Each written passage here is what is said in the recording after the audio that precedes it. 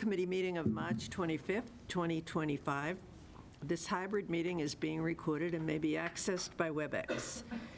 The meeting link is on the calendar at burlington.org. Is Jeremy here? It was supposed to be online. I didn't. Okay, so if any board members are remote, and Jeremy may be remote, all votes will be made by roll call. If connectivity is lost and we have a quorum in person, which we do, the meeting will continue.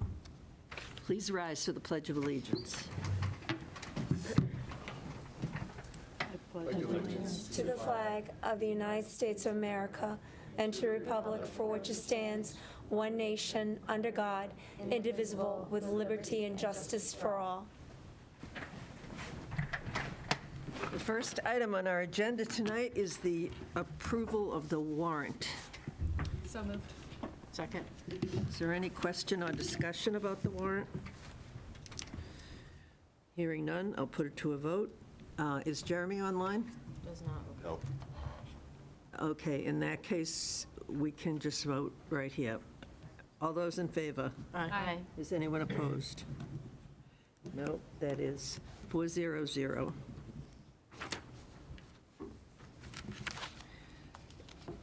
Pass this to Mary Ann, maybe?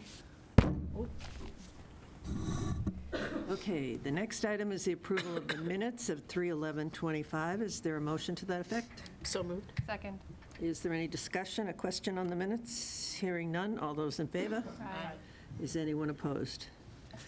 Nope, that's 400. Next item is public participation. This segment is for the public to comment on items that are not on the agenda. Comments will be limited to 3 minutes per individual. So is there anyone here that wants to speak under public participation? Chrissy?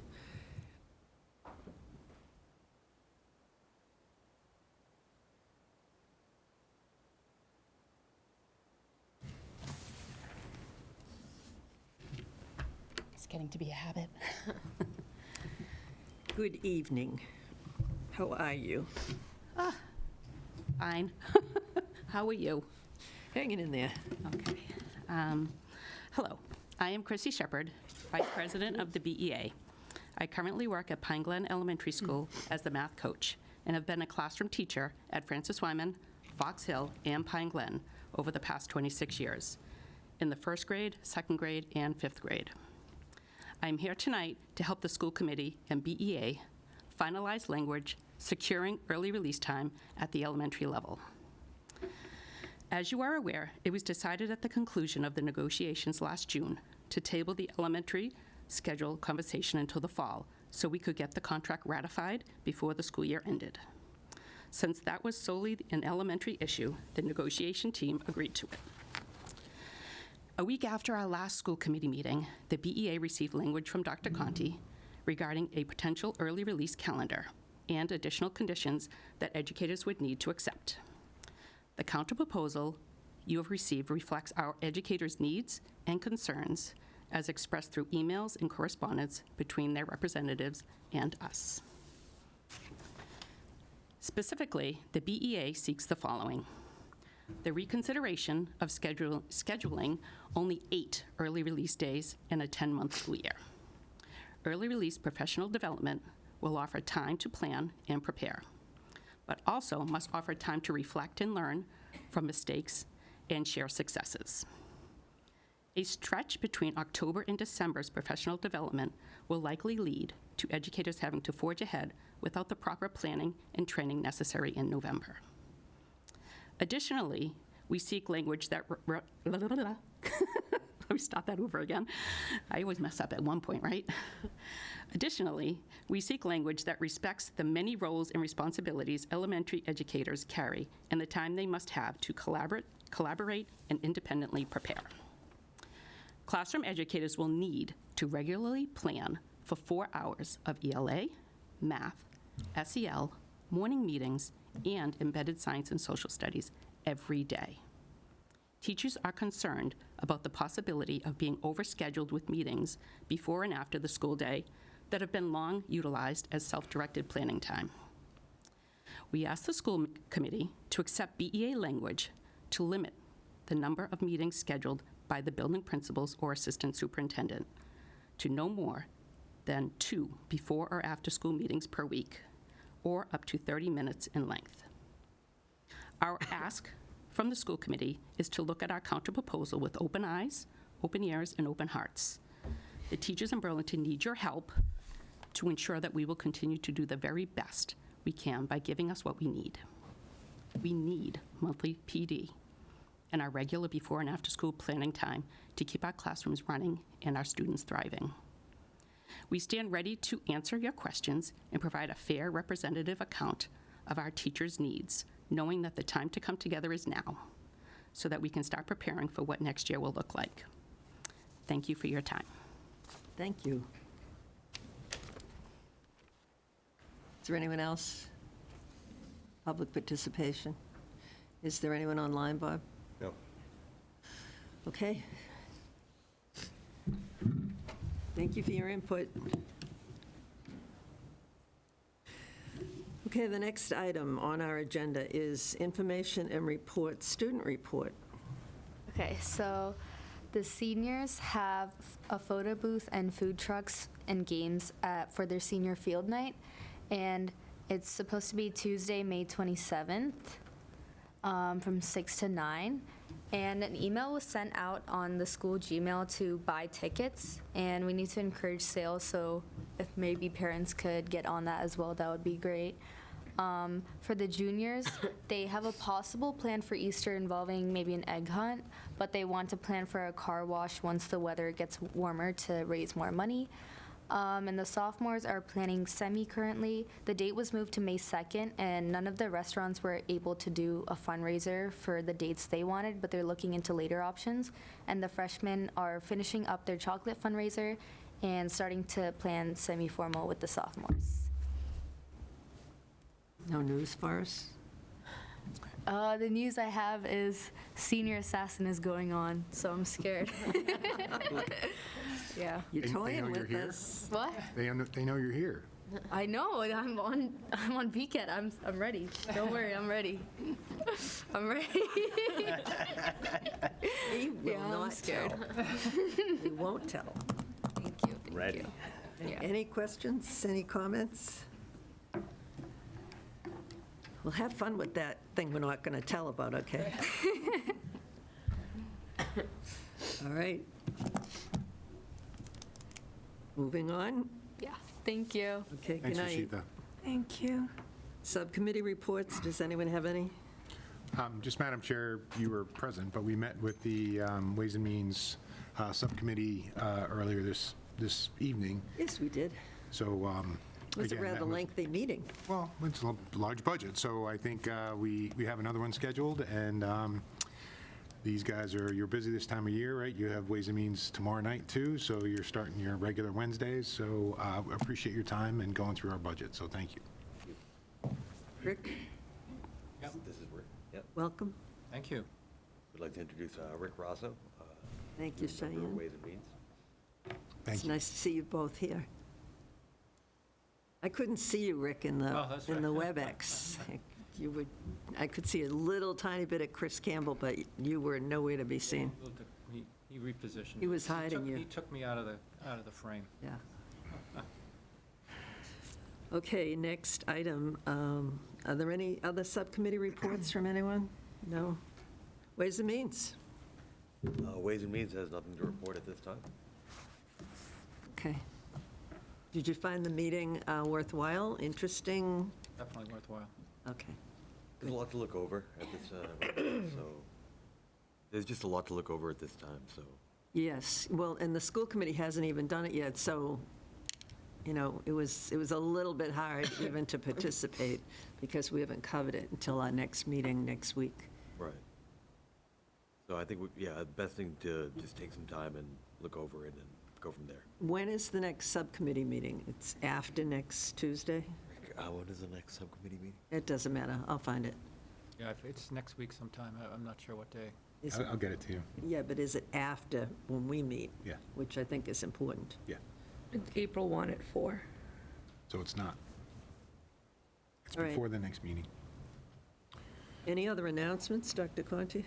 Just, Madam Chair, I think I sent it to you that Governor Healy announced that there are 11 high schools participating in a cybersecurity education pilot for advanced placement students, and that Burlington High School was one of those 11 high schools. So I want to shout out, I know that our computer science department and Shireen Terrell have been working hard to put that proposal together, and it was great to be recognized as part of that group by Governor Healy. So again, we continue to try to expand our career pathways, especially our career pathways in our business department and in our computer science and cybersecurity. So Dennis, you're in the room too. I'm not sure you had a hand in that, but thank you for all your work there.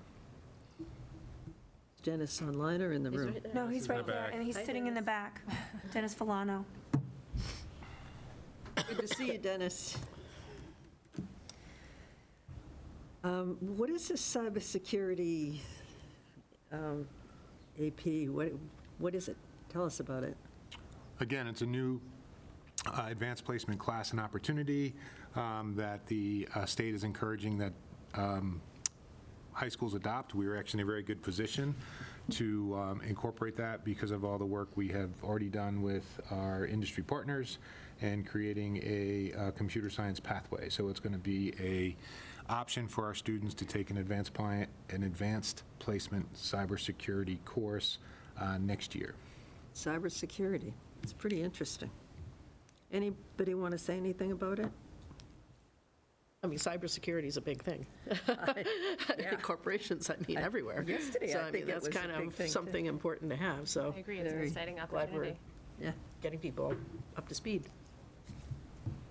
Okay, next item, Learning Equity and Thriving, Assistant Superintendent's Report. Yes, my report will be wrapped into the other upcoming information. Okay. Wow, we're moving right along here. About to slow down, I think. Okay, Facilities and Finance, Capital Warrant Article discussion. Thank you, Madam Chair. I'm going to turn this over to Bob. I just want to make sure you all have the materials, and you were originally presented with a warrant list that totaled about 3.8 million for the district pieces. I know we have some other external pieces. Bob can explain after working with Town Hall. We needed to get that number down to about $3 million, and he can explain why. We discussed various options, so you were presented sort of with our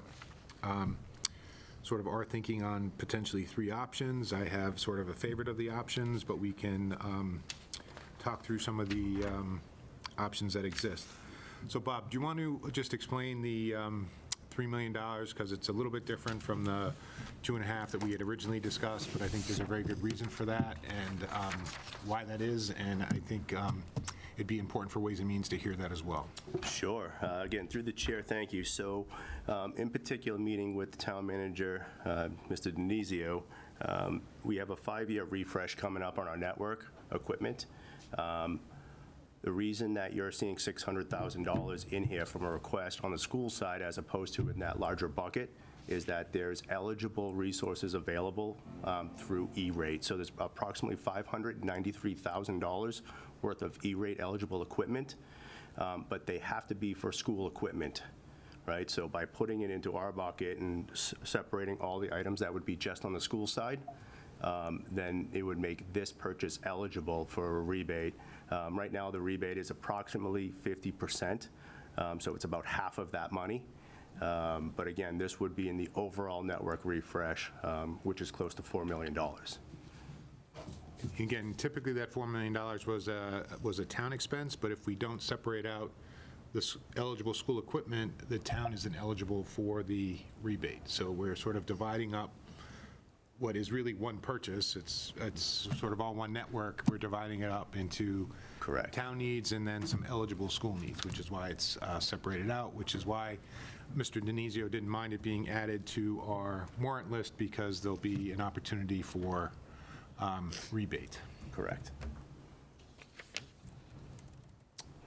Besides that, the numbers that you see in front of you and the items that you see in front of you are the same as last time in the meeting prior to that. What you have in front of you and on this sheet is actually a prioritized list, and then there's a gray line, and there's 3 options to the right. Those aren't the only 3 options. Those were 3 options that fit into that $2.9 million budget number that we were targeting. There's some wins and losses in all 3 of those categories to get there. In particular, if you look at option 1, it removes air conditioning at Francis Wyman, which is a large ticket item, $753,000. If you look at option 2, it keeps the air conditioning, but it reduces a building vestibule. Right now, we were originally asking for 2 vestibules, one at Francis Wyman, one at Pine Glen. This reduces that request to 1 vestibule this year, which we would then follow up next year with a second vestibule request. And then we also needed to make further reductions. So again, picking numbers that fit into a $400,000 category, lower on our priority list, but it's still valuable to us. Really, option 2 and option 3 are similar, just really juggles around a couple of different options to target that number. There's a question, so. Just a quick question. Which school would get the vestibule, and would you say it's more important to have air conditioning or a vestibule? That's a very good question. So final decision hasn't been made. The vestibules that we are quoting with the engineer are roughly the same exact price. So really, right now, we just split it in half to target that number. So that would be a decision that we would make administratively or even through school committee, to figure out which one is a candidate first. Yeah, really tough question. As far as the air conditioning goes, this is, again, a partial list of places that would really want to have air conditioning, really need to have air conditioning. But again, this is definitely something that is going to be able to target a lot of kids, some comfort and safety in the warmer weather, and definitely in the summertime programs, which are not really running fully at Francis Wyman right now. So there is a benefit as well to bring it there. From a pure safety point of view, the vestibule wins. Right, but comfort is something that we need to look at as well, too, for the people in the building. That's option 2. So again, option 1 removes the air conditioning, and then option 2 keeps the air conditioning but reduces vestibules and some other requests that we have.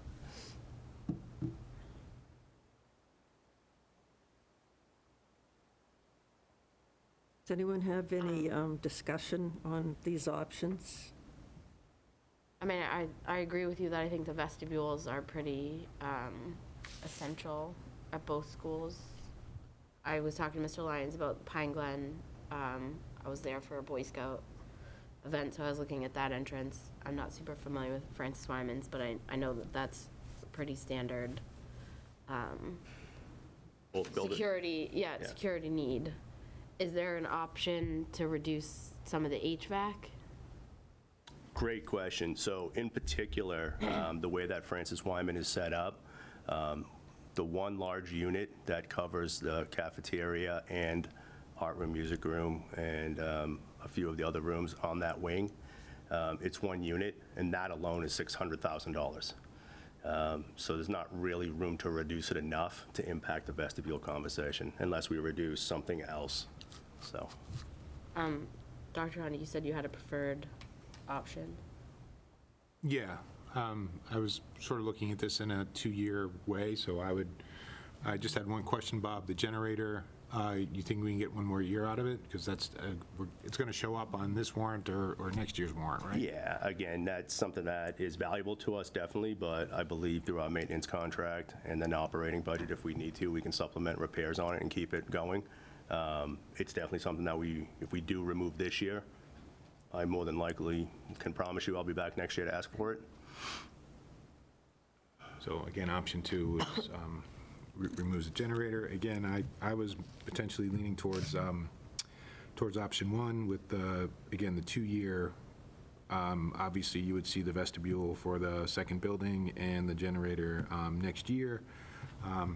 We were talking about Memorial has been sort of hosting summer programming for 10 years, and Might be nice to start thinking about spreading that out a little bit. The classrooms at Francis Wyman are air-conditioned. This would be sort of more of the common spaces. Does this include the auditorium? It does not. That's a whole separate unit. That's a larger unit that doesn't necessarily fit into this price range as well. So it's closer to like $1.6, $1.8 million by itself just to upgrade the auditorium. So would it be fair to say that's also going to be sort of a two-phase project as well, that next year they'll see, would it be one $1.6 million unit, or can you divide it in half?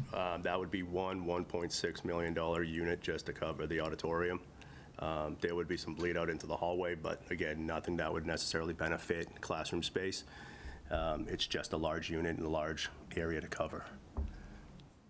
But through the chair, would it make sense to do both AC projects together or separating them? Would that be better? They're on perspective. two different wings, two different sides of the building, two different parts of the roof.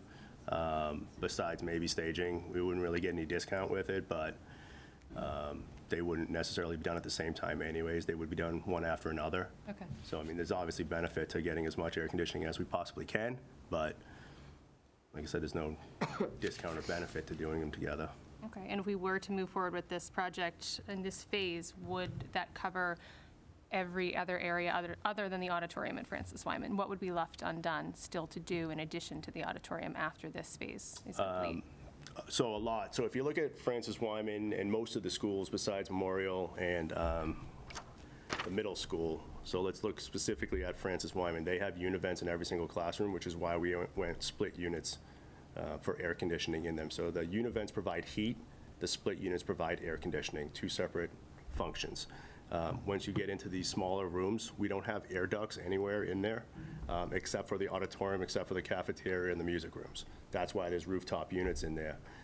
Some of these smaller offices, et cetera, just have a baseboard or a univent heating system, so we would either have to bring in a split unit or some other type of conversion to make it cooling as well, too.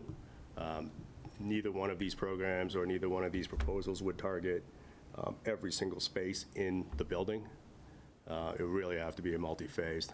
I think we looked at kind of doing the whole entire building, and it was close to like $4 million. Don't quote me on that number specifically, but I remember it being relatively large. I do have the backup that I can look at in a second. But again, approximately $600,000 just for the areas that I'm proposing right now, another 1.5, 1.6 roughly for the auditorium. The gym's another big ticket item just because of the size of that. And then once we get into office spaces, and there's more than office spaces, there's learning spaces, et cetera, that aren't being air conditioned now. Definitely gonna drive the cost up to, like I said, close to that number that I just mentioned.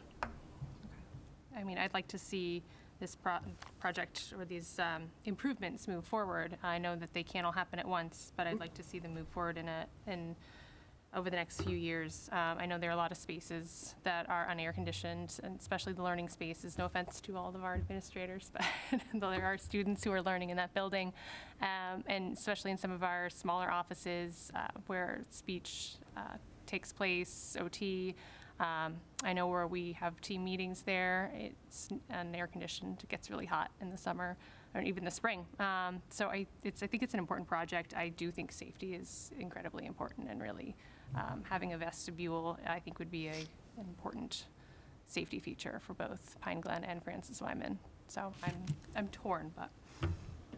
Well, if I could just add one thing too, so more than likely, we would have to phase the construction of the vestibules anyways, so not guaranteeing that they would be built at the exact same time, so it may have to be one, then another one. Okay. So I think by the time we bid it, get the construction ready, complete one construction, I mean, there is going to be some time in between the second phase of the project anyways, so I'm a little bit less concerned about that, as long as we can move forward next year with it. But I'm also looking for trying to do both projects and lock them down as well, too, so. You have comments, Catherine? Cheyenne has it. Cheyenne? Just a quick question, just to clarify, I guess. So you're saying like the vestibule's roughly a 2 to 3 year project if you start breaking ground. You said you'd want to do it in stages, so. No, I'm saying that, I'll rephrase my statement. It's March right now, this would go to town meeting in May, we probably wouldn't go out to bid till maybe summertime-ish, and then if we have a construction company that's willing to start August, this is probably more than a 3-week installation, so we're probably talking 2.5 to 3 months, so maybe we get to December, roughly, right? Construction during the wintertime, maybe, maybe not, the front of the building, so then we probably are looking at an April-ish timeframe for the second one. Okay. That's my prediction, again, if everything, the stars align. Okay. All right, and then to follow up on the ACs then, you said, that, you know, those would be in stages as well. Maybe we start with, say, the CAF, and then the auditorium, and then Francis Wyman specifically. So not requesting the auditorium today, but if we were to do that, yes. Come back next year for the auditorium. Yeah, so it's one unit up on the roof right now, which is a large air handler that would do the cafeteria, the music room. There's 2 music rooms, an art room, and then there's 2 other rooms on that little hallway wing on Francis Wyman that it would get as well. But that's one unit that does that work. All right, so I'm just trying to get a timeline. So if you were to come back, you know, next year for the, you know, the second vestibule and the next phase of the AC, and the year after, the vestibules would be done, and the final phase of the AC, that kind of thing. Is that what we're looking at? I mean, that's a target that I would approach, yes. Yeah. All right. Anyone else have comments? One quick question. There's still spaces to be done at Pine Glen too, right? Correct. So- If nobody else has any questions at the moment, I have a few comments. Okay. So as I look at the options, option 1, 2, and 3, the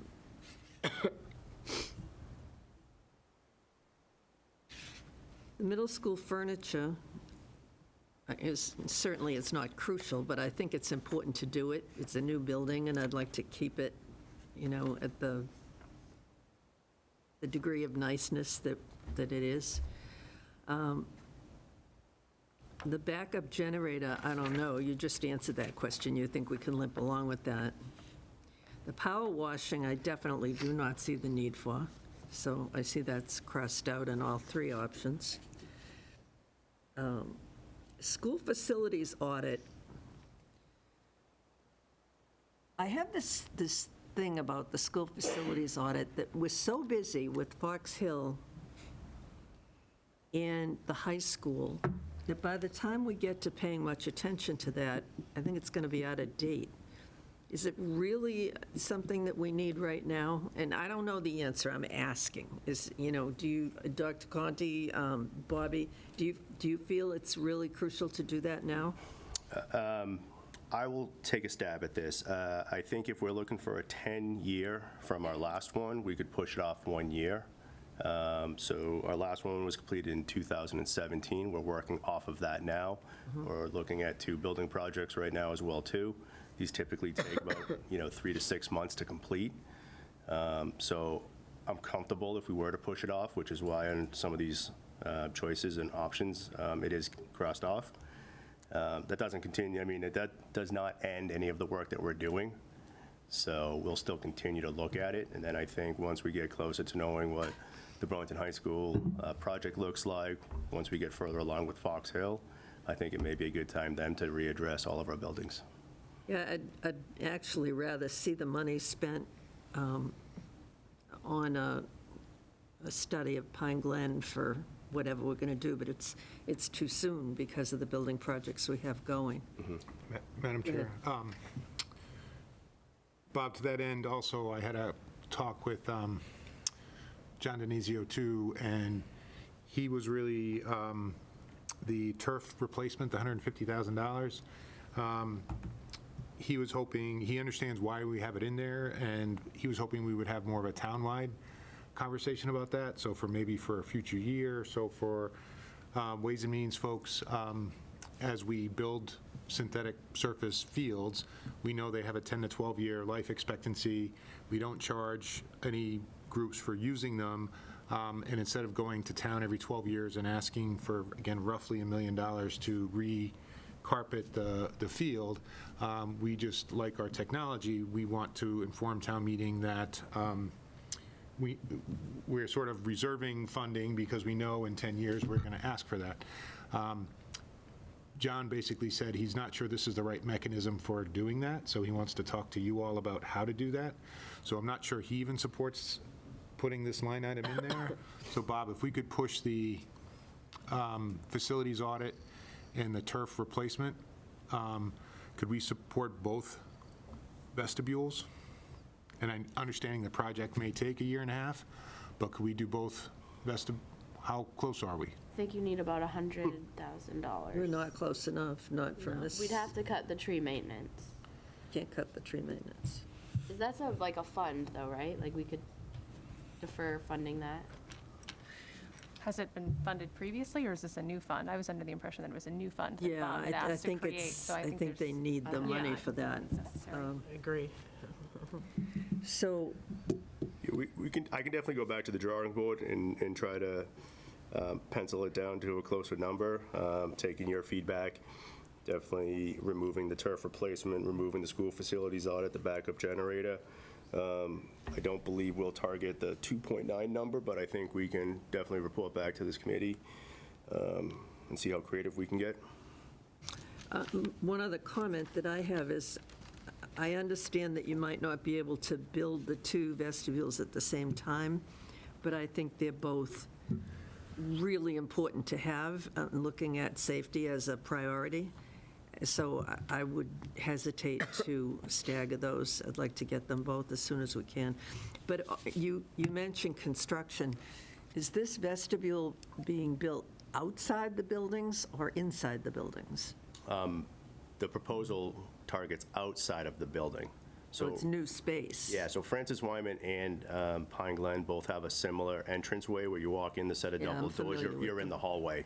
And then to the left and right, there's a set of hallway doors. So we would be looking to expand outside of the building to create that double vestibule door entrance area and Yeah. still keep the flow of traffic, inside of the building. So if you do that when the kids are in school, We would have to close the you'd front entrance and have you'd to use separate have entrances. to use the other entrances and close that off for the time being. Yeah, so we try to target it, if we could get it as much as we can during the summer.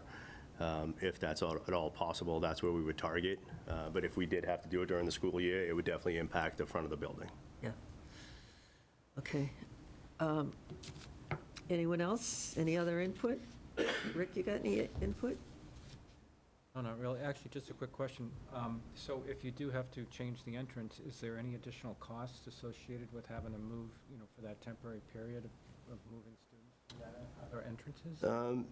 I don't believe there's any additional cost. Right now, at both of those buildings where the student drop-off is and the bus drop-off, I think there's close entrances to that proximity as well that we could use. We just have to change the interior flow a little bit during construction. So you won't need additional monitors, teacher monitors at the entrances or anything like that? Again, I don't want to say that we won't ever need it. I just think that we'll have to obviously use the front entrance as a construction zone. We'll have to rope off, fence off that area, and then from inside the building, we'll have to make sure that there's a safe passageway to get to the cafeterias and other parts of the buildings. But as far as the entry-exit, I think there should be minimal impact during the daytime and then for arrival and dismissal. Yeah, and through the Principals chair- may disagree, but I think we can Rick, make through it the chair, work. Our job are to make problems. The principals will solve that. So your question should be to the principals. So And he's sitting we'll back make a there. mess, and they'll make sure everything's fixed. So, John, what do you think? Can we manage to build it with the kids going in the side doors? No. Well, Okay, scratch that. Anyone have any other input on this, Bob? Do you just want to take what we've said and think about it some more? yes, I will do that. And are we meeting next week? Yes. Yes. So we will Have an look update at for this next week, again. yes. Okay. Yeah. Okay, next item is Fox Hill Building Committee update. You got anything, Melissa? No, I'm not sure we've met again since we last met. Okay, Catherine, Burlington High School Building Committee update. Yep, so our next community meeting is here at the BHS Auditorium this Thursday, the 27th at 6:30 PM. All are welcome. And the next building committee meeting is April 10th at 6:30 PM in this room. And if there's anybody out there in TV land, please come to the meeting. We got some big decisions going on with the high school. We want everyone to have the opportunity to give their input. Next item is facilities. Bob? No new updates for now. Transportation? Same. Actually, I'm sorry, I'll give one update. We've had recent conversations about obviously uploading the data for next year. While this does seem too early, what we typically do is provide them with a screenshot of our current K through 11 students and remove the seniors, so that way we can anticipate routes for next year. And then what would typically happen is that in August, once we roll the data over, we would provide the bus company with an updated list of pluses and minuses or adds, and then we would continue with the route updates. I know that of this committee, it's a focus to see if we can look at making the routes more efficient. So I've scheduled a meeting. I believe it's for next week. I'm not sure which day until I look at my calendar, but to begin that conversation of not necessarily replicating the exact routes that we have right now, but looking at options to see what we can do to maximize these routes, see if there's any way to build any more time into them or any way to not majorly impact the riders themselves, but to see if we can make the routes more efficient. How's the additional bus working out? There's been, don't want to say no complaints, so it's been good that way. My emails have been very less, and so I can report back that they've been pretty good. Okay. The next item is creating a CPAC account. Eric? Again, thank you, Madam Chair. I'm going to have Nicole address this. I think there was some concern that was brought to us about CPAC as sort of a advisory committee. So Nicole, you did some research and... Yeah, so those funds can be held by the school department if they were raised by PAC. They can or they cannot? They can. If they were raised by like a Friends of, then they'd have to be like separate under a 501c3. So I think that sounds like they were raised by like our CPAC, not as a Friends of. So we'd need the school committee to establish a revolving fund in accordance with Mass General Law, Chapter 44, Section 53A, and then we can have those funds deposited. 4453A? Let's get a motion on the floor, and then we can discuss it if anyone wants to. Megan, you want to make it? Sure. I'd like to make a motion to create a CPAC bank account in accordance with 44.3A, Mass General Law, revolving account. I'll second it. Okay, it's been moved and seconded. Any discussion? No? You want to tell us about why they want it and what? We had been a discussion with new board members that it would help make a smooth transition as board members come on and off if we had a central location to keep the funds that we had fundraised over the years. And it seems like the current board is interested in pursuing an account. So, Nicole, thank you for all your work looking into it. I know it wasn't, it isn't always easy to find the answers to these things, so we really appreciate the time that you took, and Dr. Conti as well, speaking on behalf of the board. It's a nice, safe way to do it, because Nicole will take good care of it. Is there any further discussion on this? Hearing none. Jeremy's still not online?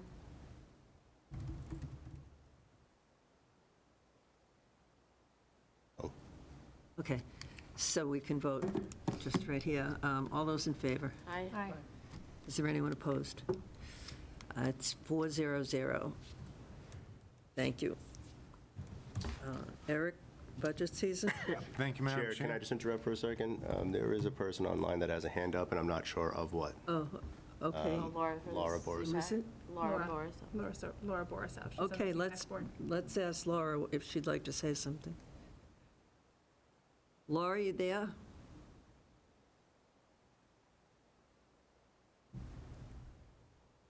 Can you unmute her? cannot. She put it down. She put it down. Oh, okay. Can you hear me? Sorry. Yes. Hi, Laura. I was just, I'm part of the CPAC and one of the board members, and we were talking about the bank account. So thank you for adding us to the committee tonight. I just want to clarify in doing the account, having the account underneath the town there, that do we need to do a deposit? Did I hear that right?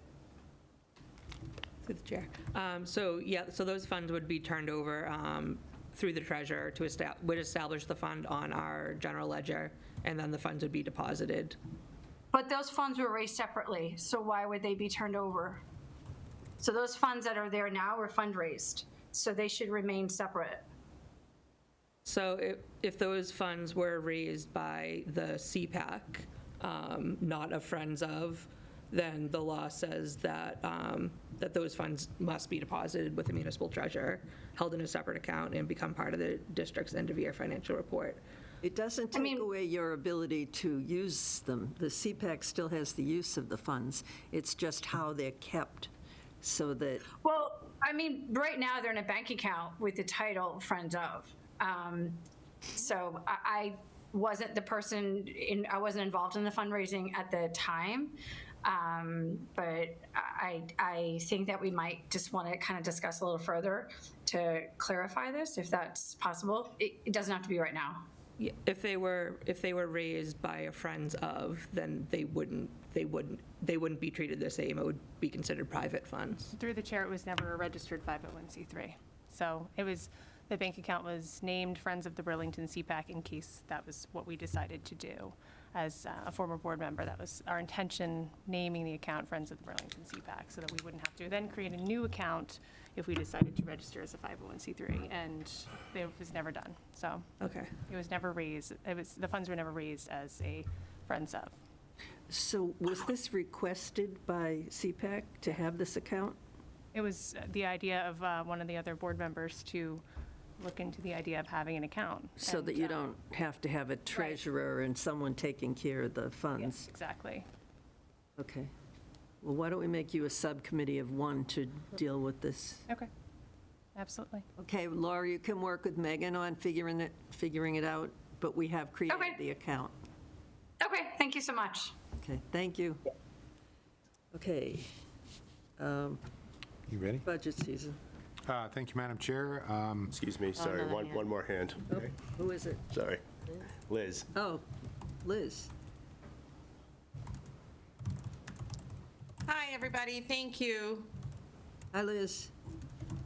Just as a CPAC board member as well, I just wanted to jump into this conversation really quick. First, we really appreciate the school committee and Dr. Conti taking the time to look into this. And Nicole, thank you very much.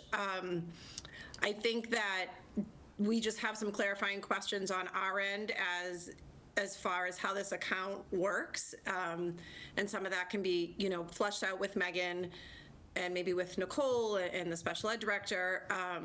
But can I clarify the nature of the account? Is it similar to if you have a revolving account for your athletic boosters or your PTOs or something? No, those are different, where the CPAC is essentially like an advisory board to the school committee. The Mass General Law governing those funds are different, whereas PTO, we don't have the option. Those are like entirely separate funds no matter what. Okay, thank you. That's helpful. So yeah, I think we just need to go through some clarifying in the process, but we are looking to see how we can more streamline managing this, and as board members come and go, and what's the most efficient process. Is LPAC, maybe some of these questions could be worked out as well in terms of maybe our board is more similar to that comparison than, say, the PTOs? Yeah, it's definitely not a PTO, which is a completely separate organization. Okay. All right, well, yeah, if we can get some direction, maybe with Megan, on who else we need to meet with within the district to sort of execute this appropriately and clarify all our questions, we'd appreciate that. I think Megan and Nicole can work together with you to figure it all out. Absolutely. Okay. Thank you very much for taking the time to consider this. We really appreciate it. You're welcome. Thanks, Liz. Okay. Well, are we back to the budget yet? Thank you, Madam Chair. So we're going to, again, start the detailed budget process. You all should have received Nicole's budget document. As I said last meeting, I want to thank Nicole and her staff for putting together such a detailed document. And we feel like we provide as much or more detail than any town department in Burlington. And so we should be able to make very good decisions. I want to thank the staff that's here tonight, too. They are important part of this process. As you all know, we ask people who run a cost center, run a school, run a department, the people who are most responsible for spending these resources, to create a budget every year to make sure that they maintain programming. And we don't put any limitations on those requests. The school committee has asked in the past to sort of see everything. So what you have in front of you today is sort of everything that we received, new staff requests, and people have an opportunity to talk about those requests, and to also, I think, thank the Community Ways and Means and School Committee for supporting requests with fiscal 25 for requests this year. As you all saw in the summary document, all of those requests coming together, we came in at a 7.4% increase over fiscal 25. We know our guideline for this part of the operating budget is 4.5%, which means that we are really trying to work down about $1.8, $1.9 million to get down to guideline.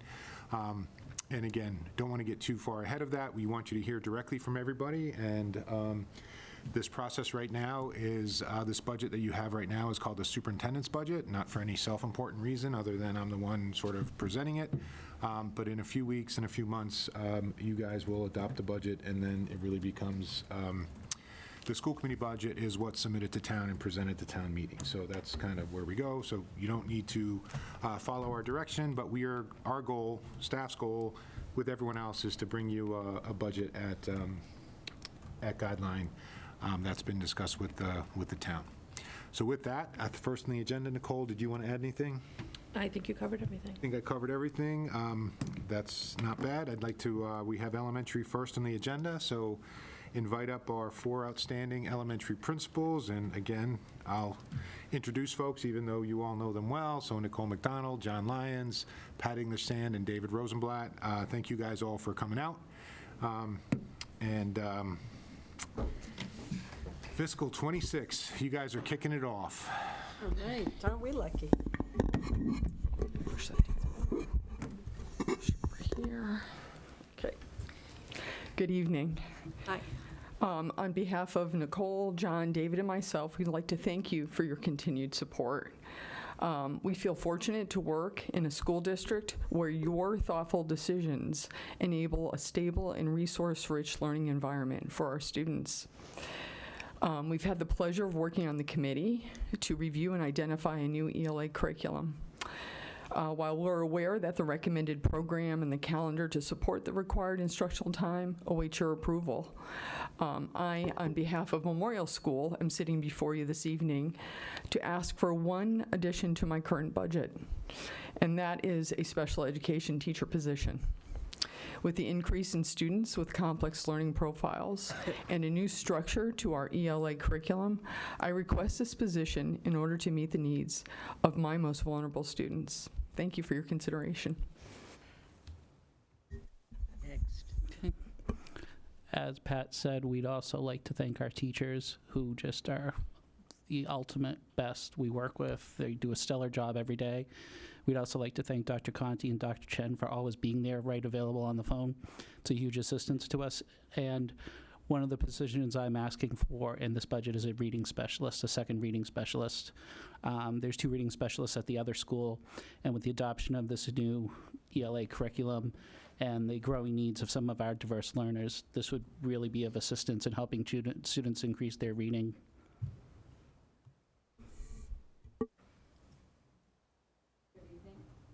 Am I on? There we go. Thank you for your time, as always, and your support. I wanted to take a moment to appeal to the committee, as I typically do. Once again, the budget is level funded, and that's probably for the 4th or 5th year in a row. And we all know that the costs continue to just get greater and greater for all the school supplies, for everything that our staff and teachers are using. And so I'd like to advocate on behalf of our teachers. They're doing amazing work to continue to stretch their classroom budgets. I'm not really sure how they're doing it after all these years. So each year they're required to order class sets of crayons, pencils, erasers, student, any materials that they need for their classrooms. And obviously that expense is just getting greater and greater, but the amount allotted for teachers is not changing. So that means the materials that they are ordering, if they want any books to support their classroom ideas and creative lessons, or stickers or prizes or anything that helps support, they're spending more and more money out of their pockets, which we know teachers do anyway. But with the budget being level funded continuously, those supplies, we don't ask families to provide any of these materials. So it's really a challenge for our staff. And again, with the limited funding, I want to give them an incredible shout out for the creativity and effort that they provide to do that, to stretch the money. But if we want that high quality and support that they're providing for their kids, that really needs to be a consideration. So thank you for that. Well, here's the guy that's getting a new school. Let's see. Yes, yes. So I don't have anything else to ask for, but I actually don't have anything else to ask for, and that's because of your support and generosity over the years. The 4 of us have come multiple times asking for different positions. You have always been incredibly thoughtful in thinking about different ways that we can make positions work, and we're very grateful for that. So thank you. And I think that without your support, our schools, our teachers, our students would not have the opportunities that they do. So thank you all. Madam Chair, just before you get to questions, I just want to again thank our principals for doing such a great job, and certainly their staffs, all the educators in their buildings. Built into the budget process as well, we had to restore some positions that were due to enrollment. So I just wanted to point out those are included in the budget, but not being requested as new positions. So, for instance, Pat at Memorial, has 4 homerooms, is designed as a 4 homeroom school, grades K through 5. Pat, I believe you had 2, because of some enrollment deviations, you had 2 grade levels that had 3 classrooms. Again, in the budget that you're looking at, those have both been restored to 4 positions.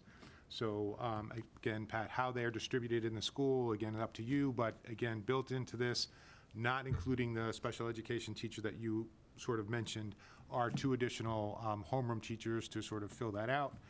Nicole, you're operating currently with 4 kindergarten students. It looks like your early enrollment is going to require 5. Again, Francis Wyman is designed as a 5 homeroom school. So again, Nicole, you're not requesting it, but sort of built into this budget is an additional kindergarten teacher and kindergarten assistant. John, I think you're operating at 3 homerooms per grade, and David, you're still at 4 with 2 grade levels at 5. So again, as those grades sort of grow out, we'll sort of talk about that, but I wanted to make sure I informed the committee that we're sort of filling out the classrooms that sort of were built in at both Francis Wyman and Memorial moving forward, in addition to the special educator request and the reading specialist at Pine Glen. Questions, comments? I did have a question on some of the elementary budget, there's like foundations and there's some other books in there. Are we still doing foundations on top of the CKLA?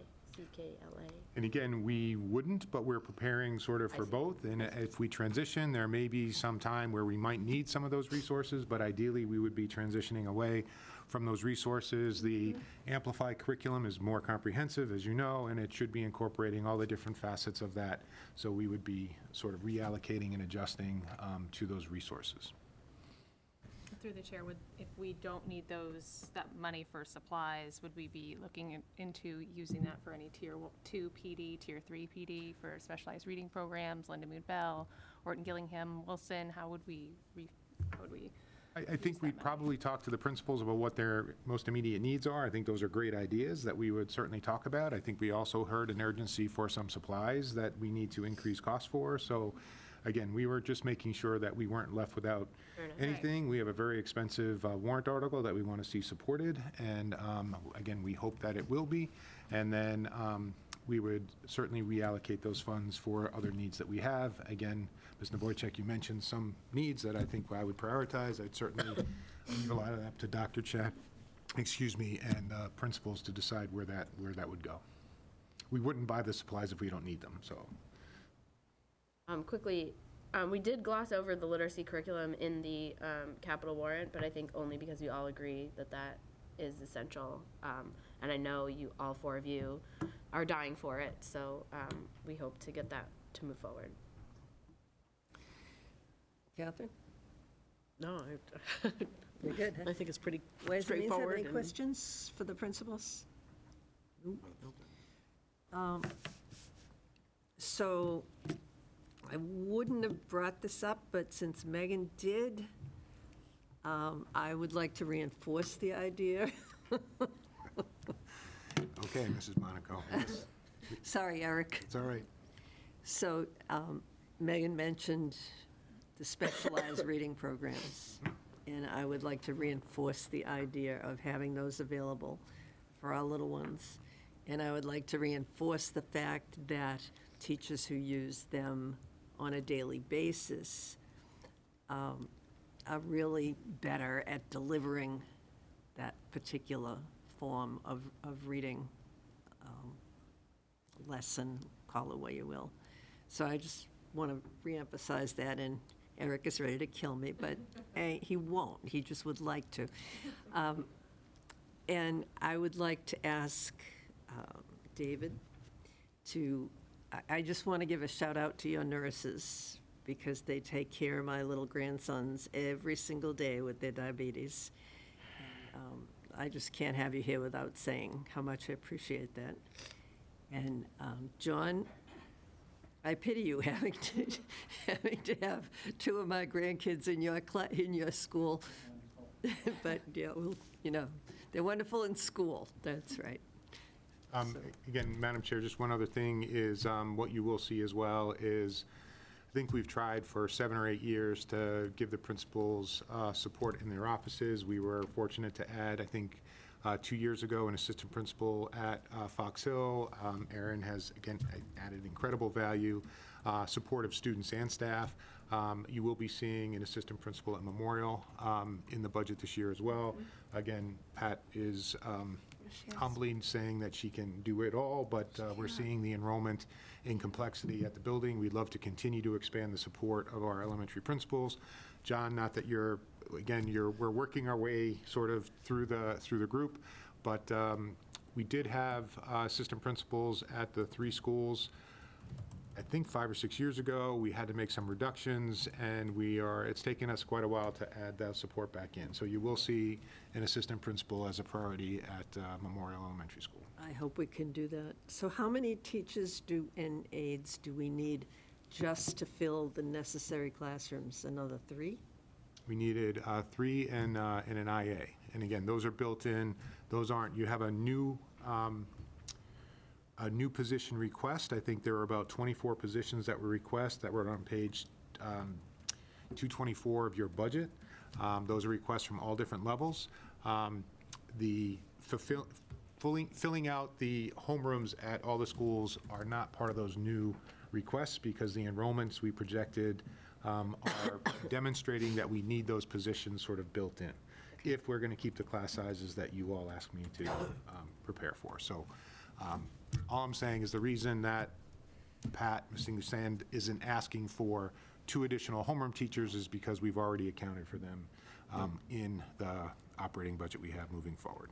And again, the same as for Nicole and her kindergarten, and all of our kindergarten classrooms will be get a full-time IA. Nicole, is your school crowded? No. How about Memorial? We are, I think there's I'm grateful it's a brand-new school, there's lots of room, there's wonderful services, and we have just the right amount of space. Okay. Any other questions? Thank you very much.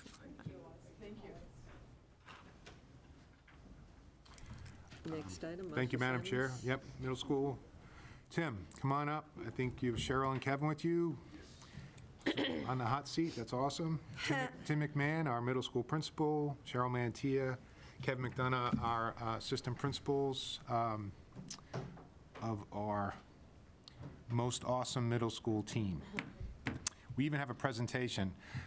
Tim's trying to show off a little bit. This is his first one. By next year, there won't be any sort of presentation. Bob, are you running it?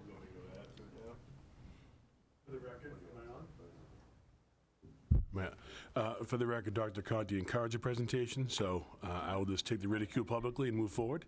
No, all kidding aside, I am Tim McMahon, principal at Mount Simonds, flanked by 2 amazing APs, Mr. Kevin McDonough and Ms. Cheryl Mantia. Wanted to first and foremost thank Dr. Conti, Dr. Chen, and the entire committee. The support this committee has given us this year has been remarkable. I came to you all first time in the summer for a kind of a meet and greet, but then back in the fall for some requests around some stipend work, and met with tremendous support, and that has been a benefit to our students and school community this year, and I'm grateful for that. And it's been just kind of a great experience for us. And before we get to the budget request, I wanted to share just a couple of quick updates with regard to kind of how we've managed to operate this year and what's been going on. And just kind of give you a brief overview for that. So I'll defer to Mr. McDonough for a minute. Thank you. So I just wanted to, thank you for all your support and highlight some of the successes that we've had because of the support. We've increased our participation in extracurricular activities. Right now we offer extracurricular activities 3 days a week, and I would say every one of those days we have between 150 and 200 students staying after in a wide variety of different activities. We've been able to increase the number of activities this year. We recently added a homework club. That homework club is run by 2 of our teachers, and then it also has 8th grade volunteers that come down and help out our younger students. So that's a great opportunity that they have. We are going to have our first musical take place in the spring. The students have been working on that currently, practicing a couple days a week, very hard at it, and they're very excited about it. We are bringing back a talent show. No, it is not vaudeville, but it will be a talent show. I know, listen, I had to return my tuxedo because I thought I was going to announce again, so. I know. I remember, Kevin. We've also had discussions, I know preliminary discussions with Mr. Hart about potentially expanding the after-school sports program that we have. Right now, we currently have a cross-country team, and hopefully in the future we can expand that. And then just a big shout out for the Planet Fitness donation of all the new fitness equipment that we have in the locker room. Both teachers and students very excited to have a new facility for them to use. That's great. And as promised, the talent show will go forward. As I promised you in the fall, we have that. We're looking forward. That'll be in June, end of the year, after the musical.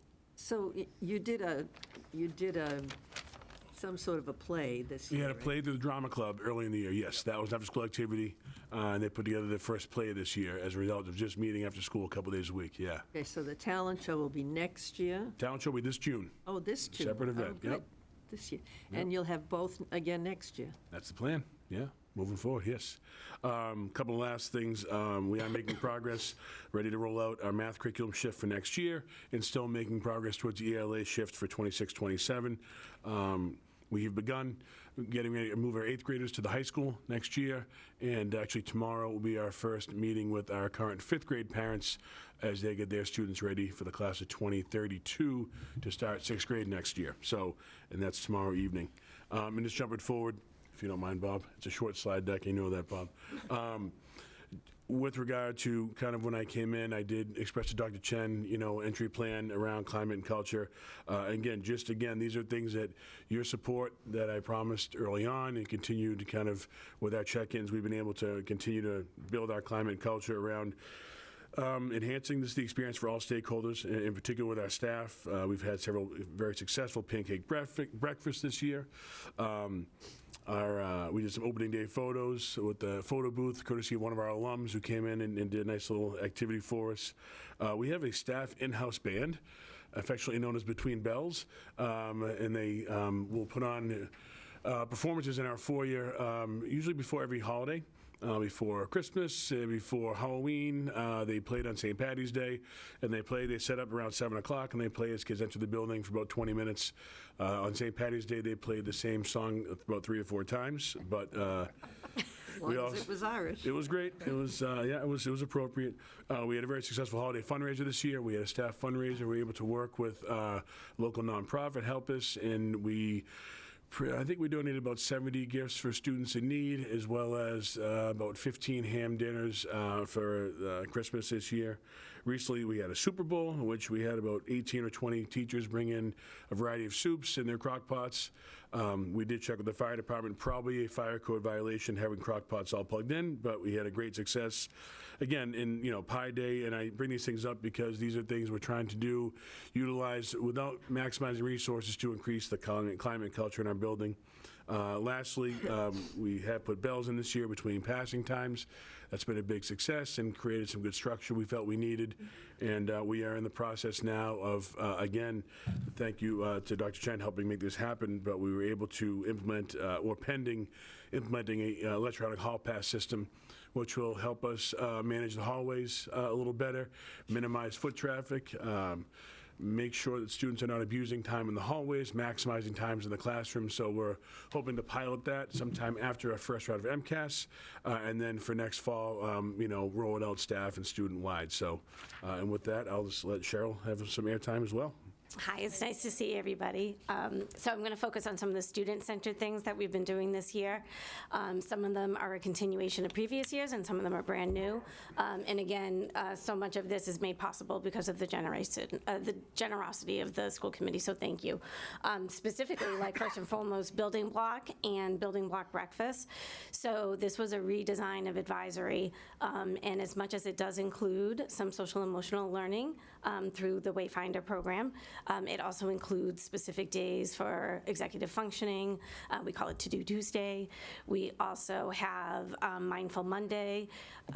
Checking out books to read in the library is up double-digit percentages this year, and that is in part of the efforts of our amazing ELA and reading teachers, as well as all of our teachers through some of the building block activities that they do.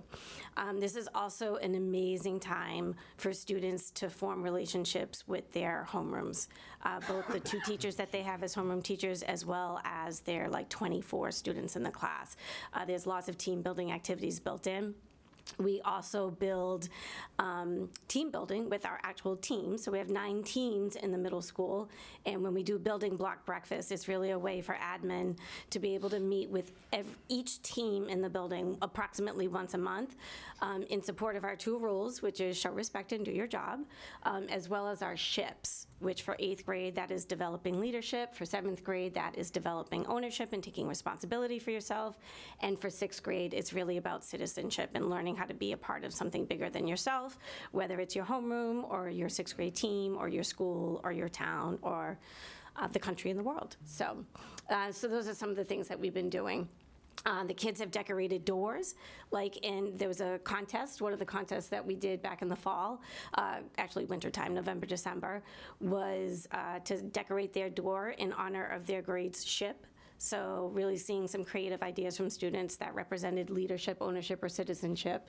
We also have Good Citizen Awards that kids and staff members get excited about being nominated for being caught being a good citizen in the school. We've had a variety of assemblies, including Halloween assemblies, Thanksgiving assemblies. We do an all-school assembly in the gym, and that was the volleyball kind of face-off, which I don't know the details of volleyball. Mr. McDonough was kind of handling that championships. I don't know what it is, but I know it was fun and that we managed the crowds, and it really brought the whole school together. We have a grade 7 and 8 dance sponsored by Student Council coming up. The kids are very excited about that. Band and choral performances, we've had a couple of those during the year. We had our first ever drama performance, as we talked about earlier, and then we've got some field trips, both academic-based and a little bit more fun-based coming up. So those are some of the cool things that we're doing from a culture perspective with students. And again, we share those because we couldn't do that without the support of this group, so we are grateful for that. And then the last item that we're here for is relating to budget for next year. I think somewhat minimal, but I'll express where we're at. We put down a few things here, looking for possible increases with staffing for next year. A 0.5 FTE in reading. That is really in conjunction looking at the first round in particular of the iReady data we got back in the fall related to fifth grade scores and being the parent of a fifth grader. This was the group of young people that were in kindergarten during COVID. And we are seeing an increase through no one's fault, just the increase of students coming with learning-based needs, reading-based needs, excuse me. So we currently have a 1.5 reading specialist at the middle school. We're looking to increase that to 2.0. In addition, looking to increase potentially 0.5 increase FTE in the health department. Again, this is kind of tied to the increasing needs of social emotional learning and the curriculum that aligns nicely to support students in those needs. The third item on the list is a stipend for scheduling. Ms. Mantilla does a tremendous amount of our scheduling for the middle school, and those of you who understand scheduling, it's cumbersome. Not a junior high model when you have teams that are moving and shifting in the building, different grade levels, allied arts, world language, you have some complexities to a middle school schedule that you would not find potentially in a high school scheduling. And Ms. Mantilla invests hours and hours and hours beyond the scope of the school day to make sure that schedule is put together effectively and efficiently. I just feel as though she should be compensated for that efforts that go in every year. Additionally, looking for a 0.4 increase with our ELL instruction. We currently have 2.6 ELL FTEs at the middle school, and based on increase in simply numbers and needs, to round it up to 3.0 FTE for our new language learners seems appropriate. And then last but not least, an increase of 1 FTE counselor. For primarily purposes to support Tier 1 interventions for our students struggling socially emotionally, to add to the team and to ensure that those students who are getting interventions are able to access, in particular, those students on 504 services that require social emotional support.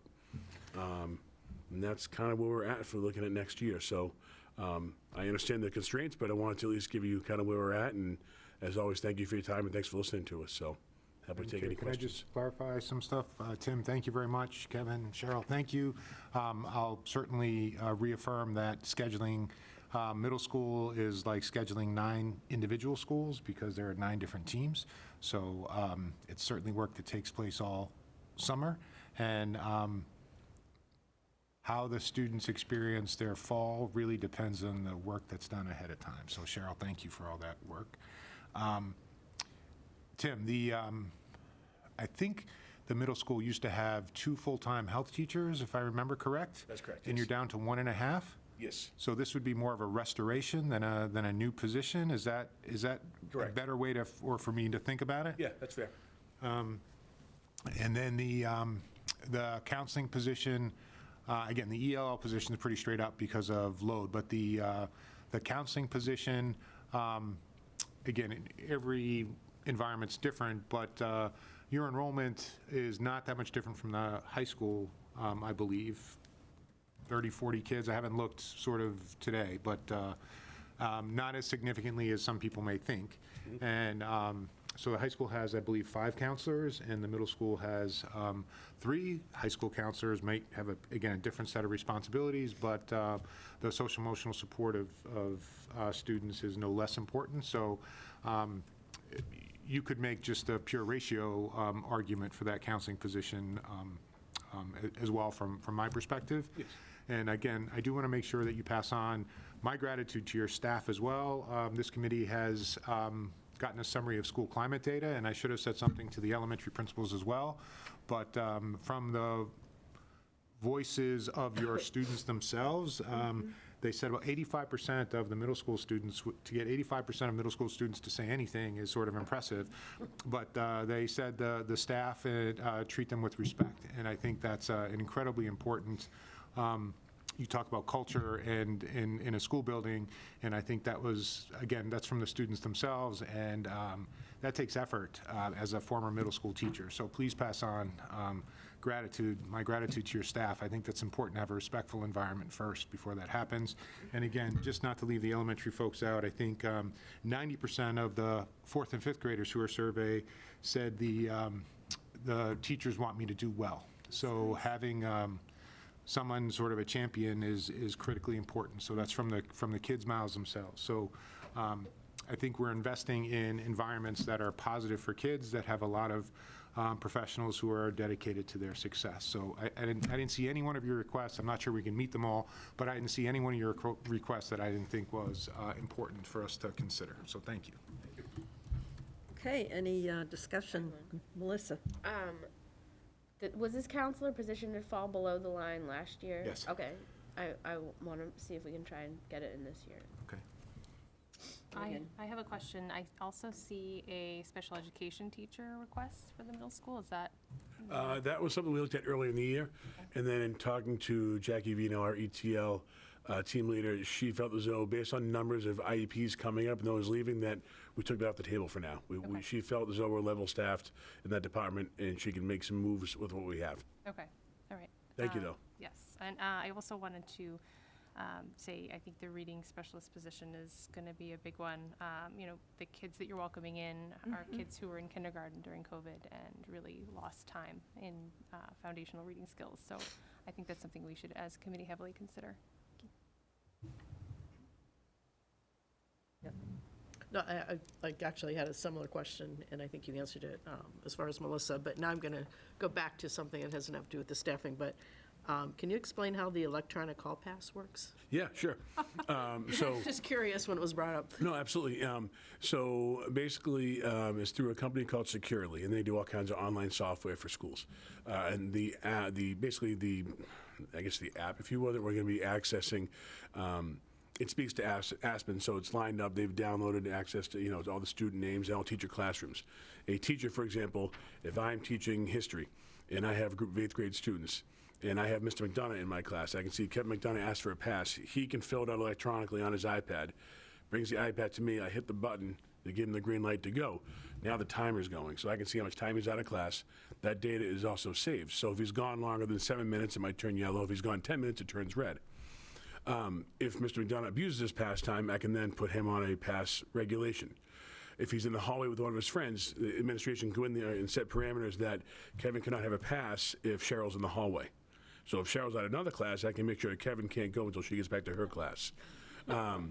It also allows us to, in the team organization, so if students have 6 classes per day, they may ask for a pass every period. Now, again, we factor in certain medical needs and, make sure that's part of the issue, part of the compliance. But it would allow us to maybe say to a parent or a student, you've missed 85 minutes of instruction the past 2 days by being in the hallways. And again, sometimes it could give us a warning of something going on, or simply someone who wants to be out of class more frequently. We can also limit how many passes students are out in the hallway at one given time. It can assist counselors in blocking off time. So if a student is in crisis looking for a counselor, we could know that counselor is booked right now. We can go to another counselor to service their needs. So there's a lot of kind of nuances to it. End of the day, it'll just help us regulate keeping students in class more frequently. It's a device I used in a previous district and found a lot of efficacy with, so we're going to use it, as is the high school as well. So working with Heather and the administrative team at the high school and trying to incorporate that to hopefully minimize hallway traffic and help us keep kids in class more frequently. Thank you. Sure. Anyone else? Ways and Means? Well, the Kevin I know wouldn't miss a minute of class. Never. It's a different Kevin, I think.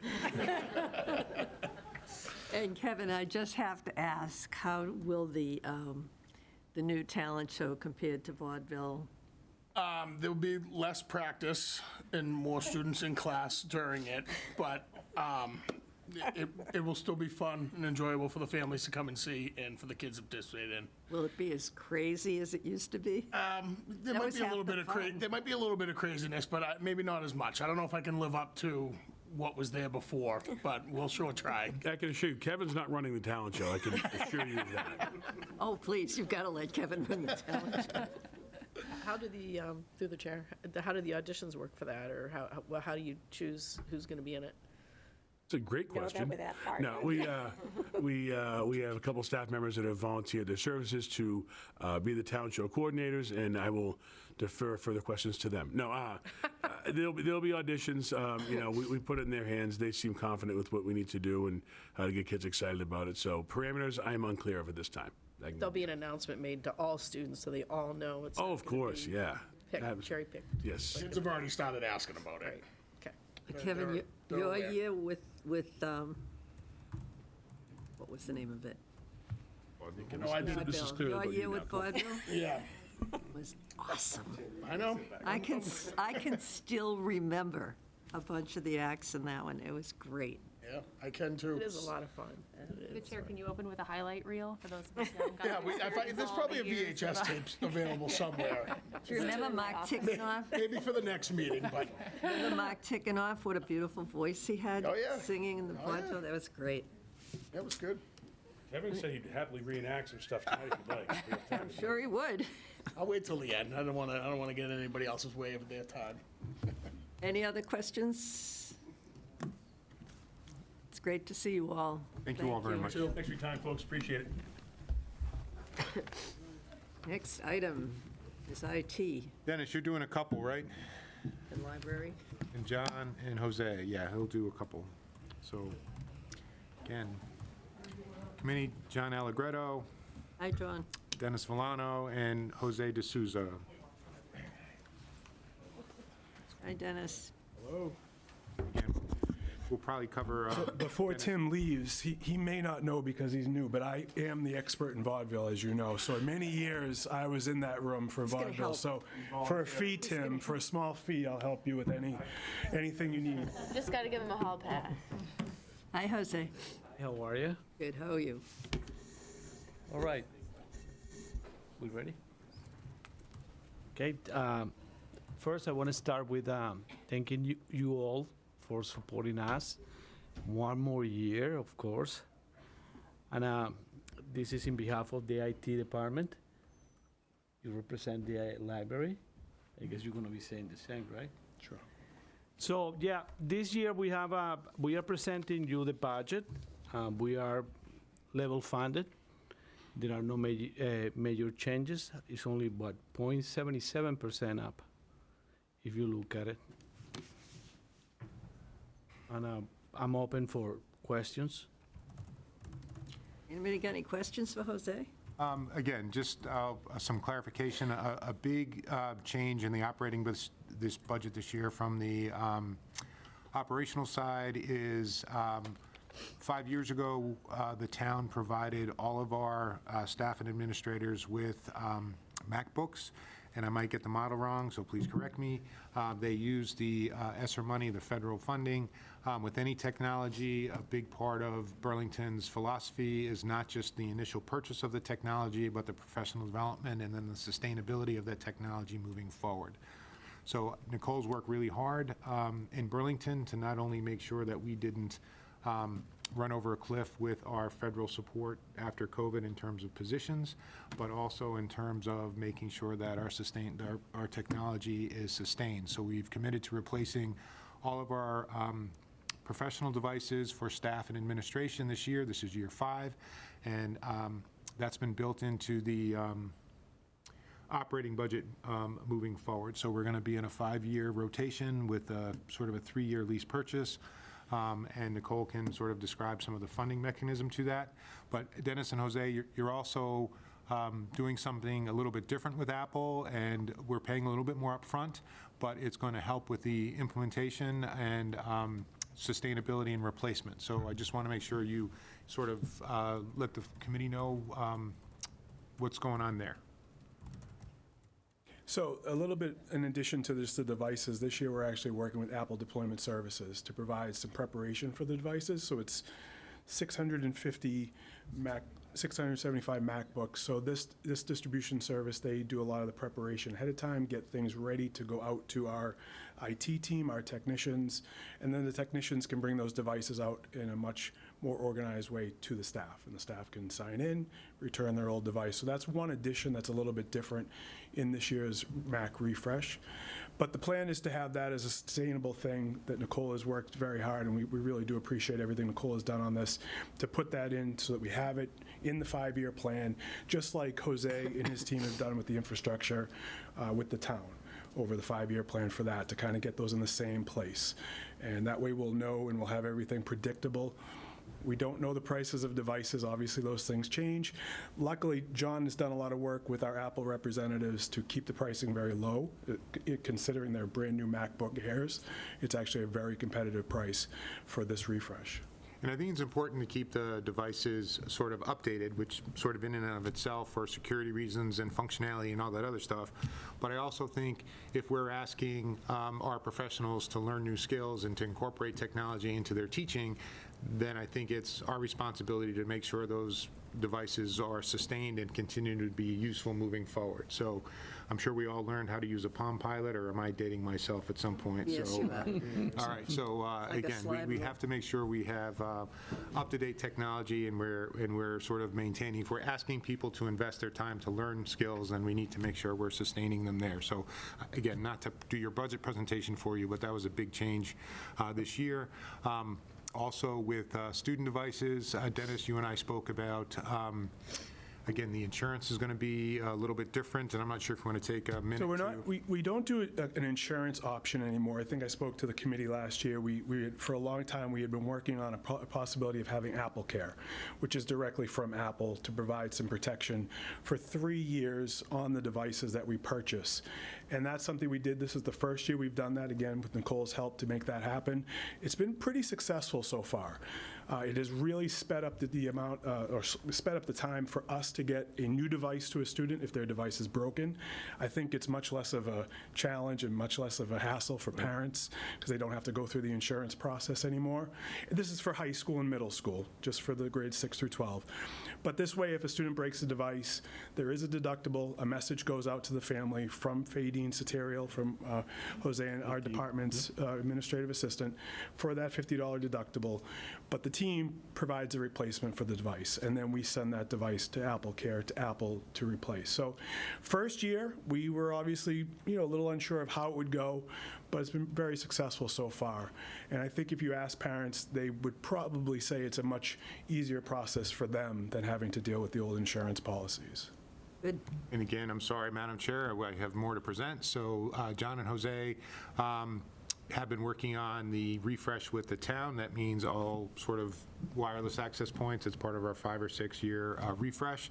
So part of that funding will come through a capital line in the town's operating budget. So the town has done that, I think, for 15 years. We've done it every year. This is our third refresh, I think, from our perspective. The network functions the same sort of across all town and school buildings, which is, I think, a great change that occurred, again, 15 or 16 years ago. A couple things to be mindful of, again, is the part of that refresh is separated out into a warrant for schools, because our equipment has some federal rebates associated with it, but it's not a different project. It's all part of the same project that these guys are working on. Jose had mentioned to Ways and Means that there may be some changes in the expectations for telephones in schools, that there's again, might not be a possibility, it might not be a mandate, but it would be, I think, just important to mention to the school committee here as well, because we may be forced to change out some of our telephones. That is correct. As you are aware, there is something called the Alice law. The Alice Security. Yeah. That is going to be presented in the state, I believe it's in September. What happens is that they are looking for what they call a silent panic button, two-way communication. So basically what it is the new phones that we hope we're going to get approved by the town and you all, going to incorporate a new button that silently the teacher, for example, in one classroom can press, and that at that point is going to open a direct communication with the local enforcement law. So doesn't necessarily the person at the other end is going to talk, but is going to listen to the conversation, and therefore they can take action right away by either coming to the premises or by informing somebody in the administration or the main school. So that, I guess, and I think is going to be a new law, and we're just trying to be ahead of the curve to see we can get those devices. So if you hear that discussed, we're certainly aware of it and are looking at it. As part of the technical side of IT support, you'll see another technician in the budget. We believe we need another technician. We have 2 currently. We're looking to add a third just because of the volume of help tickets. These aren't instructional support people. They can sort of help, but this is just like my thing's not working, help me get this thing working. So we may need a third person to help with the things. So you'll see that addition. And again, that's just a pure volume request. And Dennis, I had something that just left my head, but I think that was on the IT side. That was it. Are we, Ways and Means also asked some questions about the esports. There was a big increase in the esports. Yeah, I can kind of go into that. So Okay. that's why I know Mrs. Monaco likes when I bring show and tell, so I'll explain what that is. So for the library is part of where that is. So I do separate library into 2 parts. We have 3 library accounts, and then we have computer science that's in there. So this increase looks like it's for library, but it actually is specific to computer science. So for the library side, just to be clear, it is level funded this year. There is no change in library. Thank you to Fadine Satirial for working with me to get that level. Even though our prices and costs and subscriptions have increased, we were able to keep those accounts level. Thank you as well to our amazing library team. If you don't know this, if you're new to any of this, we have an incredible library team with certified librarians, and that is very rare in the state of Massachusetts to have 1, 2, certainly not 5 or 6. So we are very rare with that and very lucky to have that. So the increase that I'm asking for is on specifically for computer science devices and supplies, and that's where you're seeing that number in this budget request. So for example, this is a drone that is being built piece by piece, so this is not something you would buy in a store. Every single part here has been purchased through an account, and it's being put together by high school students. These students are working with Mr. Wong, Leroy Wong, here at Burlington High School, and they're actually building this for an autonomous drone competition, an aerospace competition that happens this spring, where they have to give this device coordinates, and then it autonomously drops off something at that location, and then flies back. And we did very well previous years. We're hoping to win this year. I know Mr. Wong's team actually did win an award for this at MIT a few months ago. I think that you probably heard about that award. But this is the actual competition. So the funds that you're seeing in there purchased things like this, motors, parts, purchase all of our spheros. We use spheros in pre-K 1, 2, all the way through grade 8. We use these devices for coding and robotics.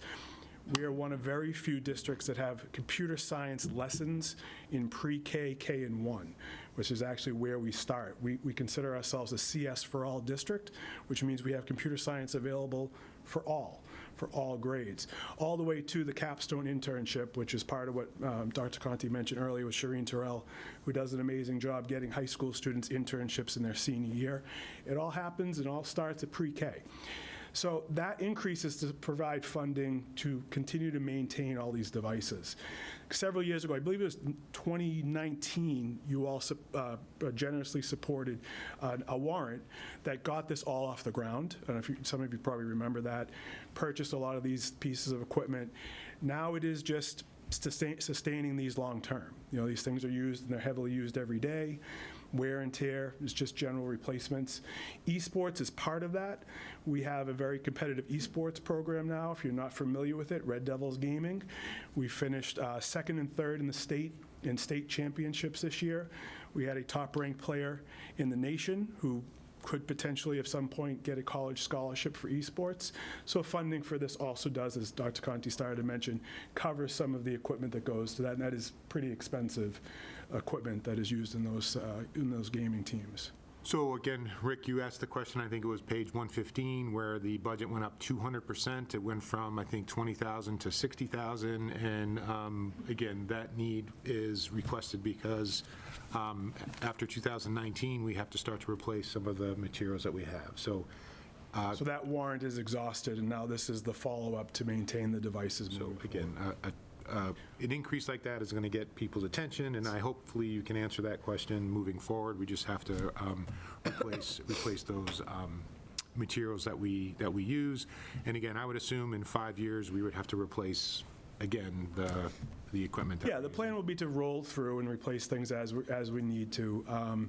This includes drones, robotics. It includes AR, augmented reality, virtual reality, headsets, things that you've heard about. Programming, though, from elementary all the way through middle and high school, because we do have CS lessons happening at all grades. So it is a wide range. It seems like a major increase, and I do understand that. But if you think about what it's covering and the amount of devices that it's covering district-wide, this money can go very quickly.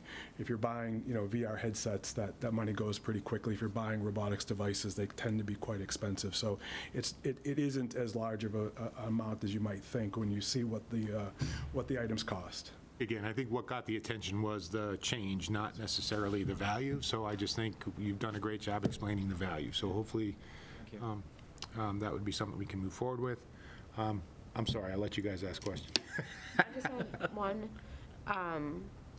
We talked about it maybe a few months ago about the cell phone extenders in the building. I know that's what I was going to talk about. Okay, and I know Fox Hill teachers had emailed me that there was safety concerns about having no service. All right, so through the chair, Ms. Massardo, thank you for that reminder. I think we've had lots of conversations this spring. I think we're at the contract level. I think Bob has been involved. I think Nicole has to see the contract.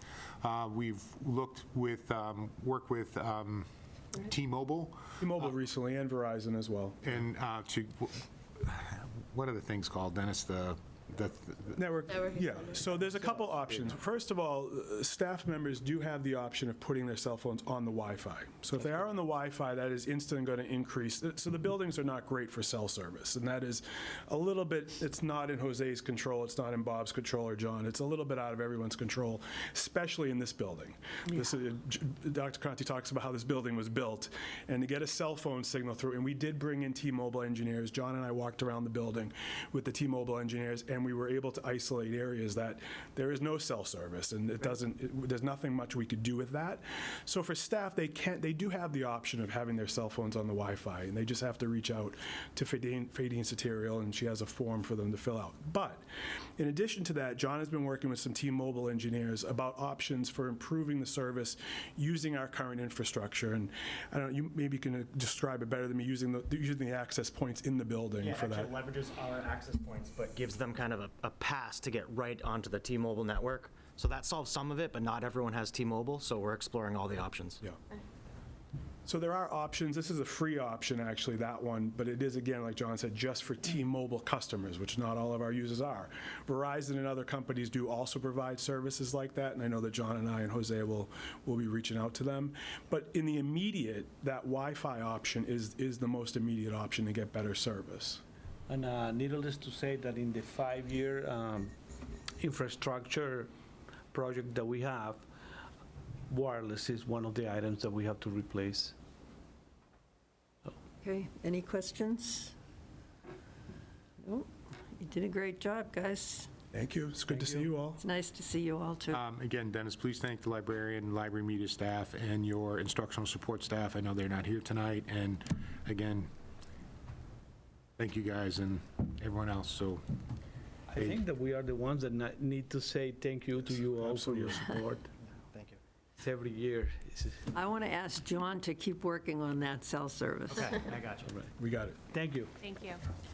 Nicole, what's health? What page?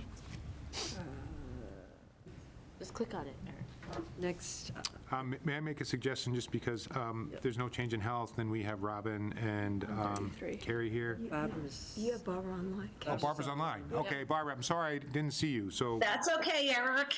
I'm hard to see on TV. All right, I apologize. Let's do health. Okay, what page? We're level funded, and I want to thank the school committee over the many years that I've been the leader of Burlington for increasing our staffing. We are very fortunate to have the staffing that we have. It has enabled us to provide the care to our students that other districts certainly don't have. And I want to thank also Lisa and Eric for always supporting the nursing department, and they have literally become honorary nurses. And I also would like to thank the nursing team for always being so dedicated to our kids and expediting the care to get them in the classrooms, because that's why they were in school. So thank you. Does anybody have any questions? Any questions? I would like to echo your appreciation of the nursing staff. I find the nursing staff does a great job. Thank you. We really do work well as a team. Nobody else. Well, Barbara, I think you just got short shrift because you did a great job, and now we're moving on. Thank you. Barbara, thanks. Thank you. Thank you, Barbara. Okay, The Student Information Office. yeah, Robin? Hi, Robin.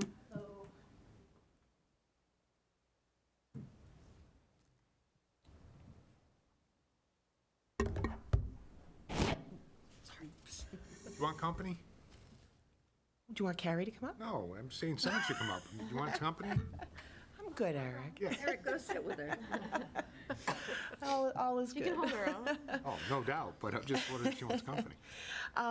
So my budget is level funded, and there's really not much for me to report. I just kind of wanted to talk a little bit about some of the things that the budget that you do provide for my office, some of the things that we are currently working on or that we will be working on in the upcoming school year.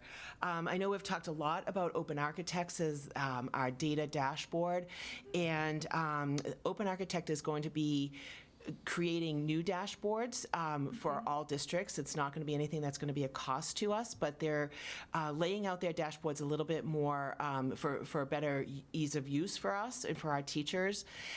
So we'll be getting those new dashboards come June, and so I would anticipate that we'll need to spend some time with our teachers and our administrators, sort of going over the new layout. But it's really exciting, some of the things that they're going to be including in these dashboards. Especially as we're moving to try to keep track of our interventions a little bit more at our elementary level and at our middle school level.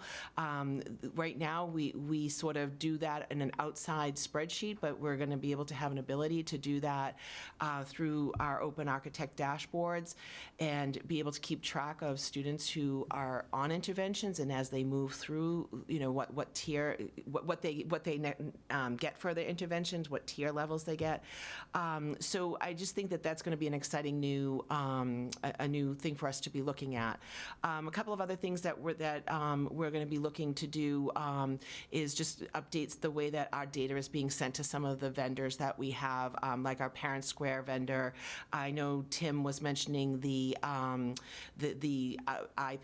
or the pass system that they're going to be using at the middle school, and they're going to pilot that at the high school as well. well. So we need to make sure that our data is getting to those vendors as well. So we'll be working on creating exports and using ClassLink and all the things like that to make sure that all of the vendors are getting the data that they need out of Aspen. So again, Madam Chair, Robin, thank you. Please thank Sandy and Kathy from your office.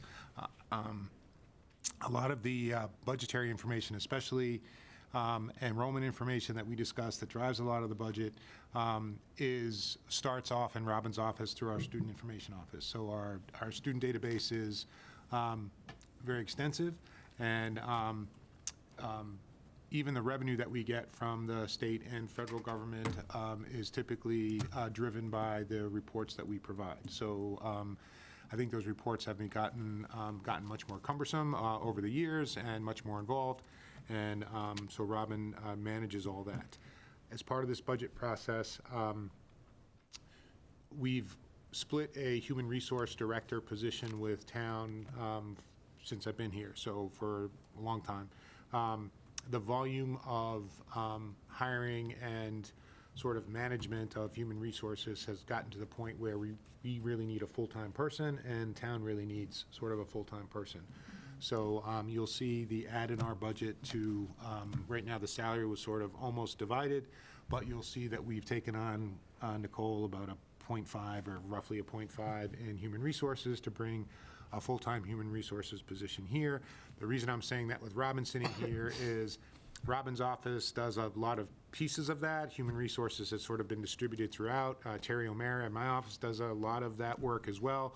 So we're all planning on sitting down and reorganizing the human resource function, but that's being driven because we're hoping that we can consolidate some of those functions under a full-time human resource person. And again, again, not necessarily directed to student information, but I think tangentially connected to some of the work that's happening in your office. Yeah, exactly. And, one of the main functions of my office is state reporting to DESE, right? So we report our student data, but we also report our employee data, and it's called EPUMS, and that is due two times a year, in October and at the end of year. And so all of the, Sandra Langenfeld, who works in my office, who does a lot of the human resources pieces that Dr. Conti's talking about, she takes, she onboards the staff, gets them into Aspen, keeps track of licensing and all of those sorts of things that we keep track of in Aspen. And we need all of that data so that when it's time for our state reporting, that we have all of that to report to DESE. So it's an important function. It's grown, as Dr. Conti said, we are constantly getting more data elements that we need to report to the state, and so having it all centralized in our student information system in Aspen just helps with the ease of the reporting and make sure that we're reporting our data accurately.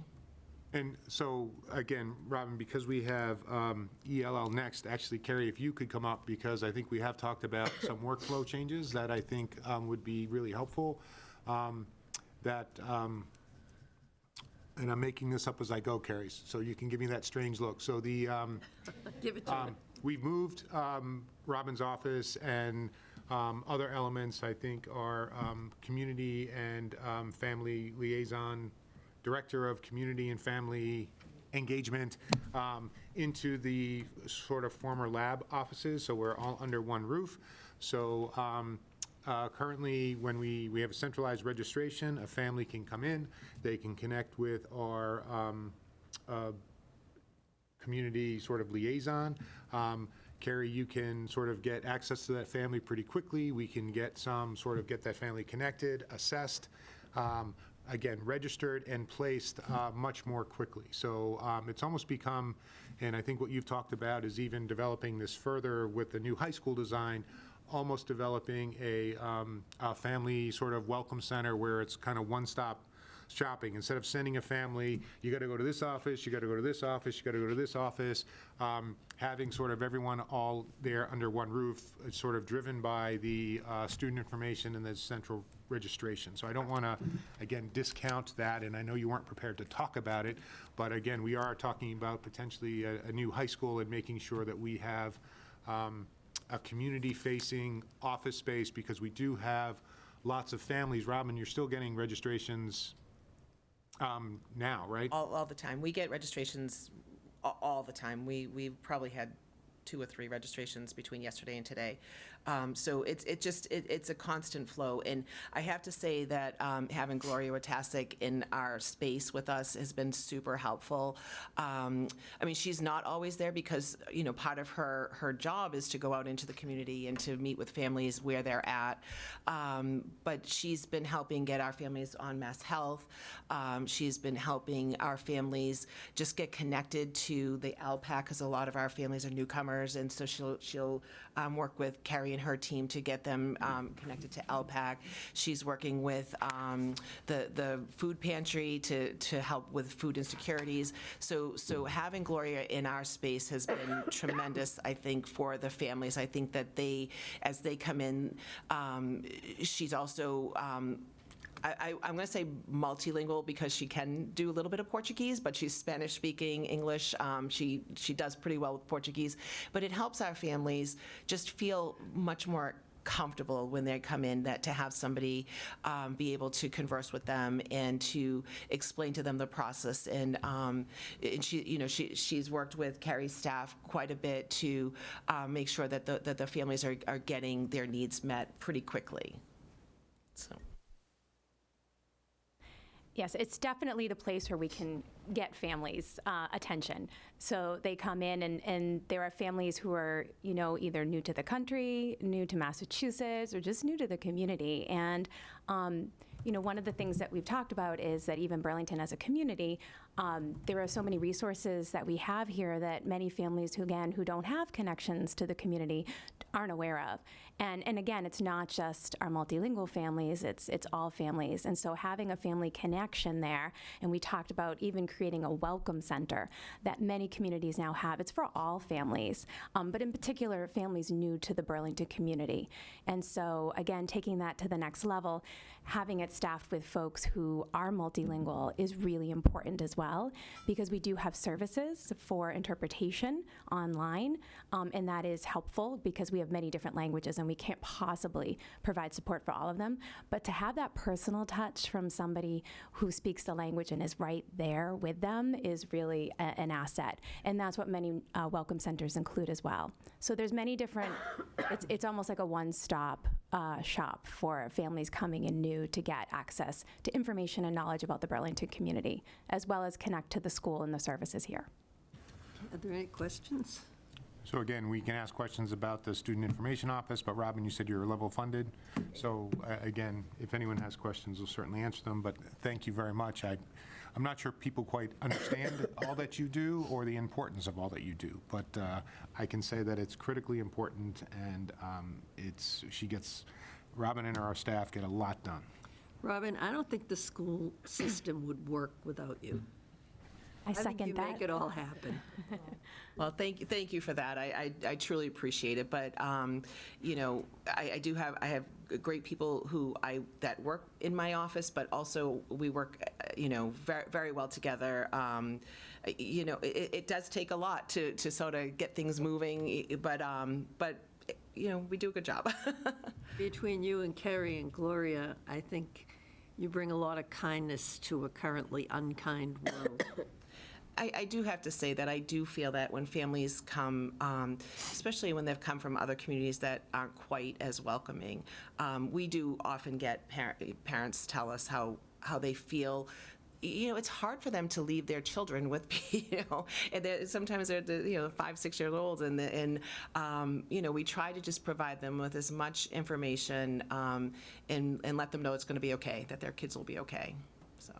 So thank you all. Appreciate it. Thank you for doing all that. Again, any questions? Madam Chair, can we get right into ELL? Yep. So Carrie, why don't you... Thanks, Robin. Sure. can I bring someone up with me? Of course. You need company? I'm calling up Miss Karen Hoyt. She's one of our incredibly dedicated and talented ESL teachers. She is currently at Francis Wyman, and she's so dedicated she's here tonight. And I want to, first of all, just thank her for everything that she's done. And also want to preface this with a thank you to all of you for the additional position at Francis Wyman. So last year, we had seen an increase in our numbers of English learners at Francis Wyman. We're up to 71 students. In addition, it was also the demographics. So we had a lot of students coming into Francis Wyman who were at the very beginning levels of learning English and had come from other countries. So they were new to the country. In addition, many of them do come from places where their educational system is just very different from ours. And so what they're bringing with them doesn't necessarily align with what our students who grew up here already developed. And so we have a lot more to do to support these students. And so putting in that extra teacher has really been invaluable to making sure our students are supported. So thank you for that. And I'm going to have Mrs. Hoyt introduce you to one of those fabulous students who's getting that support.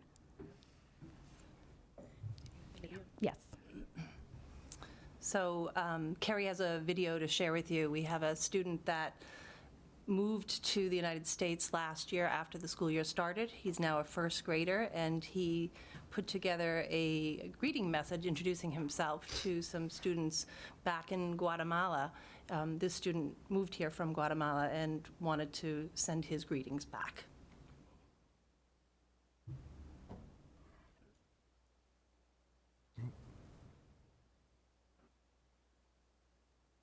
Where's the IT team? My name is Antonio. I'm 7. My favorite color is red. I love Mom, Dad, and Peter.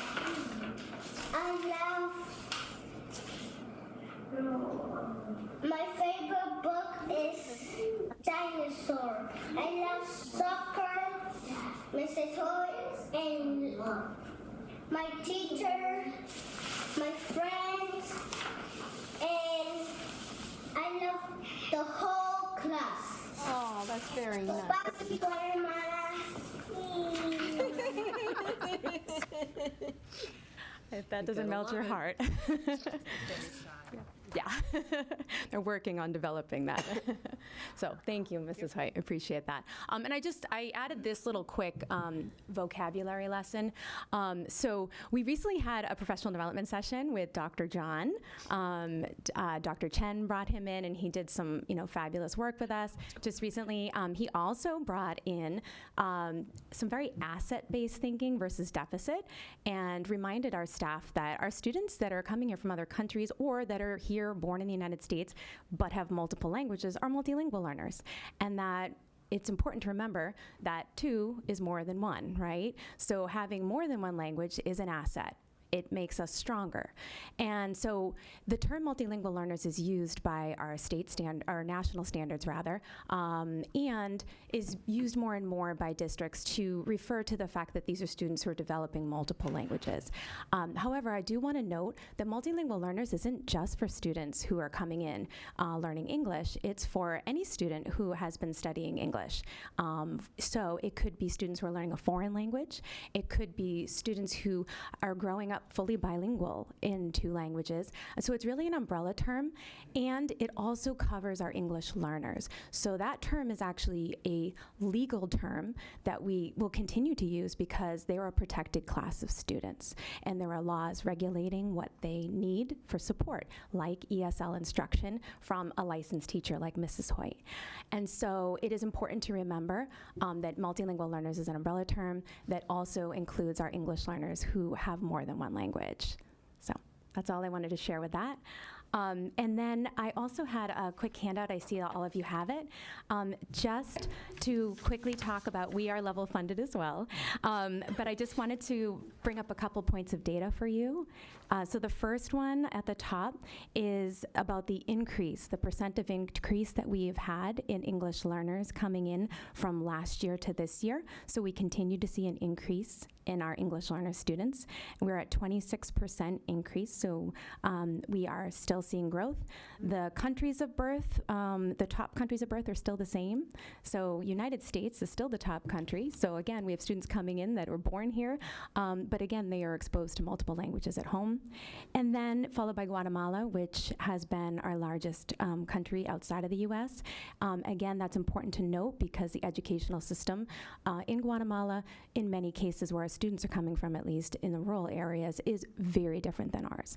I have had the fortune of being able to travel there and get to know the educational system, and I can say that there are many benefits, like a strong community, and then there are many pieces that don't match here. So where your children will grow up exposed to books, they don't have any.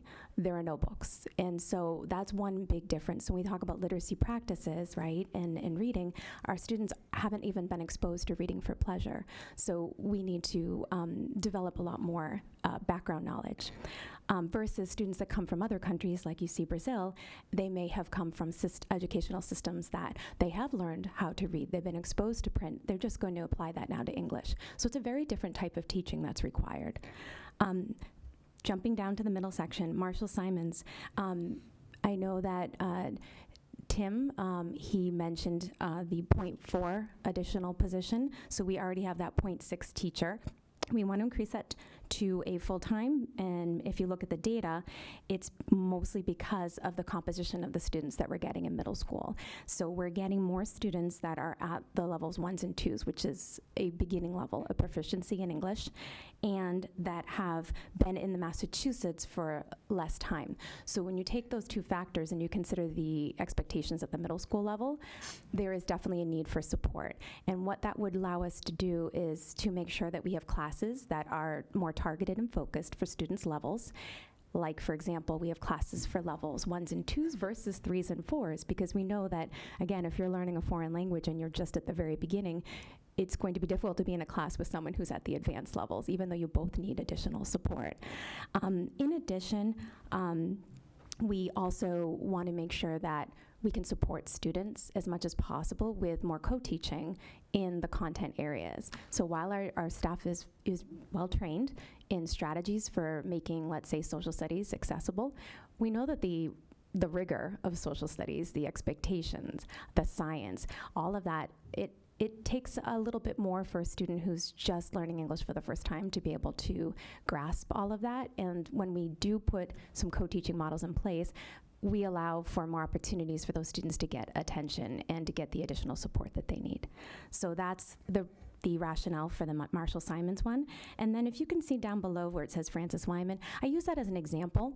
What we're also asking for is, it would be considered a district-wide ESL teacher position for elementary, and then we would have conversations about which school would have the most need. For example, like Francis Wyman, perhaps. Even though we have 3 teachers there, as you can see, we have high needs. One of the ways that we want to be proactive is to increase our co-teaching model there as well, knowing that ELA time may look very different next year. As you mentioned already, there will be more rigor added with our new program coming in. So when we think about our special populations, we want to make sure they're well supported. Our teachers are going to work really hard to make sure they get what they need, but the co-teaching model will allow for, one, the teachers to be able to share strategies with each other, 2, for students to get more small group time where there might be needs that are different than others in the class. And then 3, they have required minutes of instruction of ESL. ESL is part of their Tier 1 instruction, and so it is a class. And so because of that, we need to have time to give them that class. If that class is in a co-teaching model, we can do it within the curriculum and not pull the students out of the learning that they're getting during their ELA. And that we find is potentially the best way to give them an and approach, versus if we don't have the staffing, then we have to pull the students and they're missing something. And so we want to do the and instead of the or. And I know we can't do that across the board, but we'd like to try piloting that approach, particularly next year with teachers learning a new program for the first time. We want to maximize support in that area where it's most needed. So those are really just the two requests budget-wise that relate to our multilingual English learners. So thank you so much. Any questions? Any questions? I just wanted to comment and say that I think that the co-teaching model is a great opportunity. I know that sometimes scheduling can be a nightmare when you're trying to pull students during WIN and they have conflicting needs or double needs, and as a multilingual learner and a student with a disability. So I think having that push and support where appropriate is very important, so that students have access to the Tier 1 instruction and the support they need to be successful. So thank you. And thank you for all that you do to support the students. Thank you. Okay, Carrie, thank you very much. Karen, thank you for spending your night with us, and please pass on our gratitude to all of the multilingual team, the multilingual teachers across the district, and again, I think in Burlington, our diversity, and I think language diversity is a part of that, as well as cultural, is our strength. So I think it's a real asset that we have as a community. Our students are going to be living and working in a global environment, and they get to experience that here while even in school. So, so thank you for your help and your supports. Thank you. Thank you. Karen, say hi. Thank you. Please tell Antonio thank you.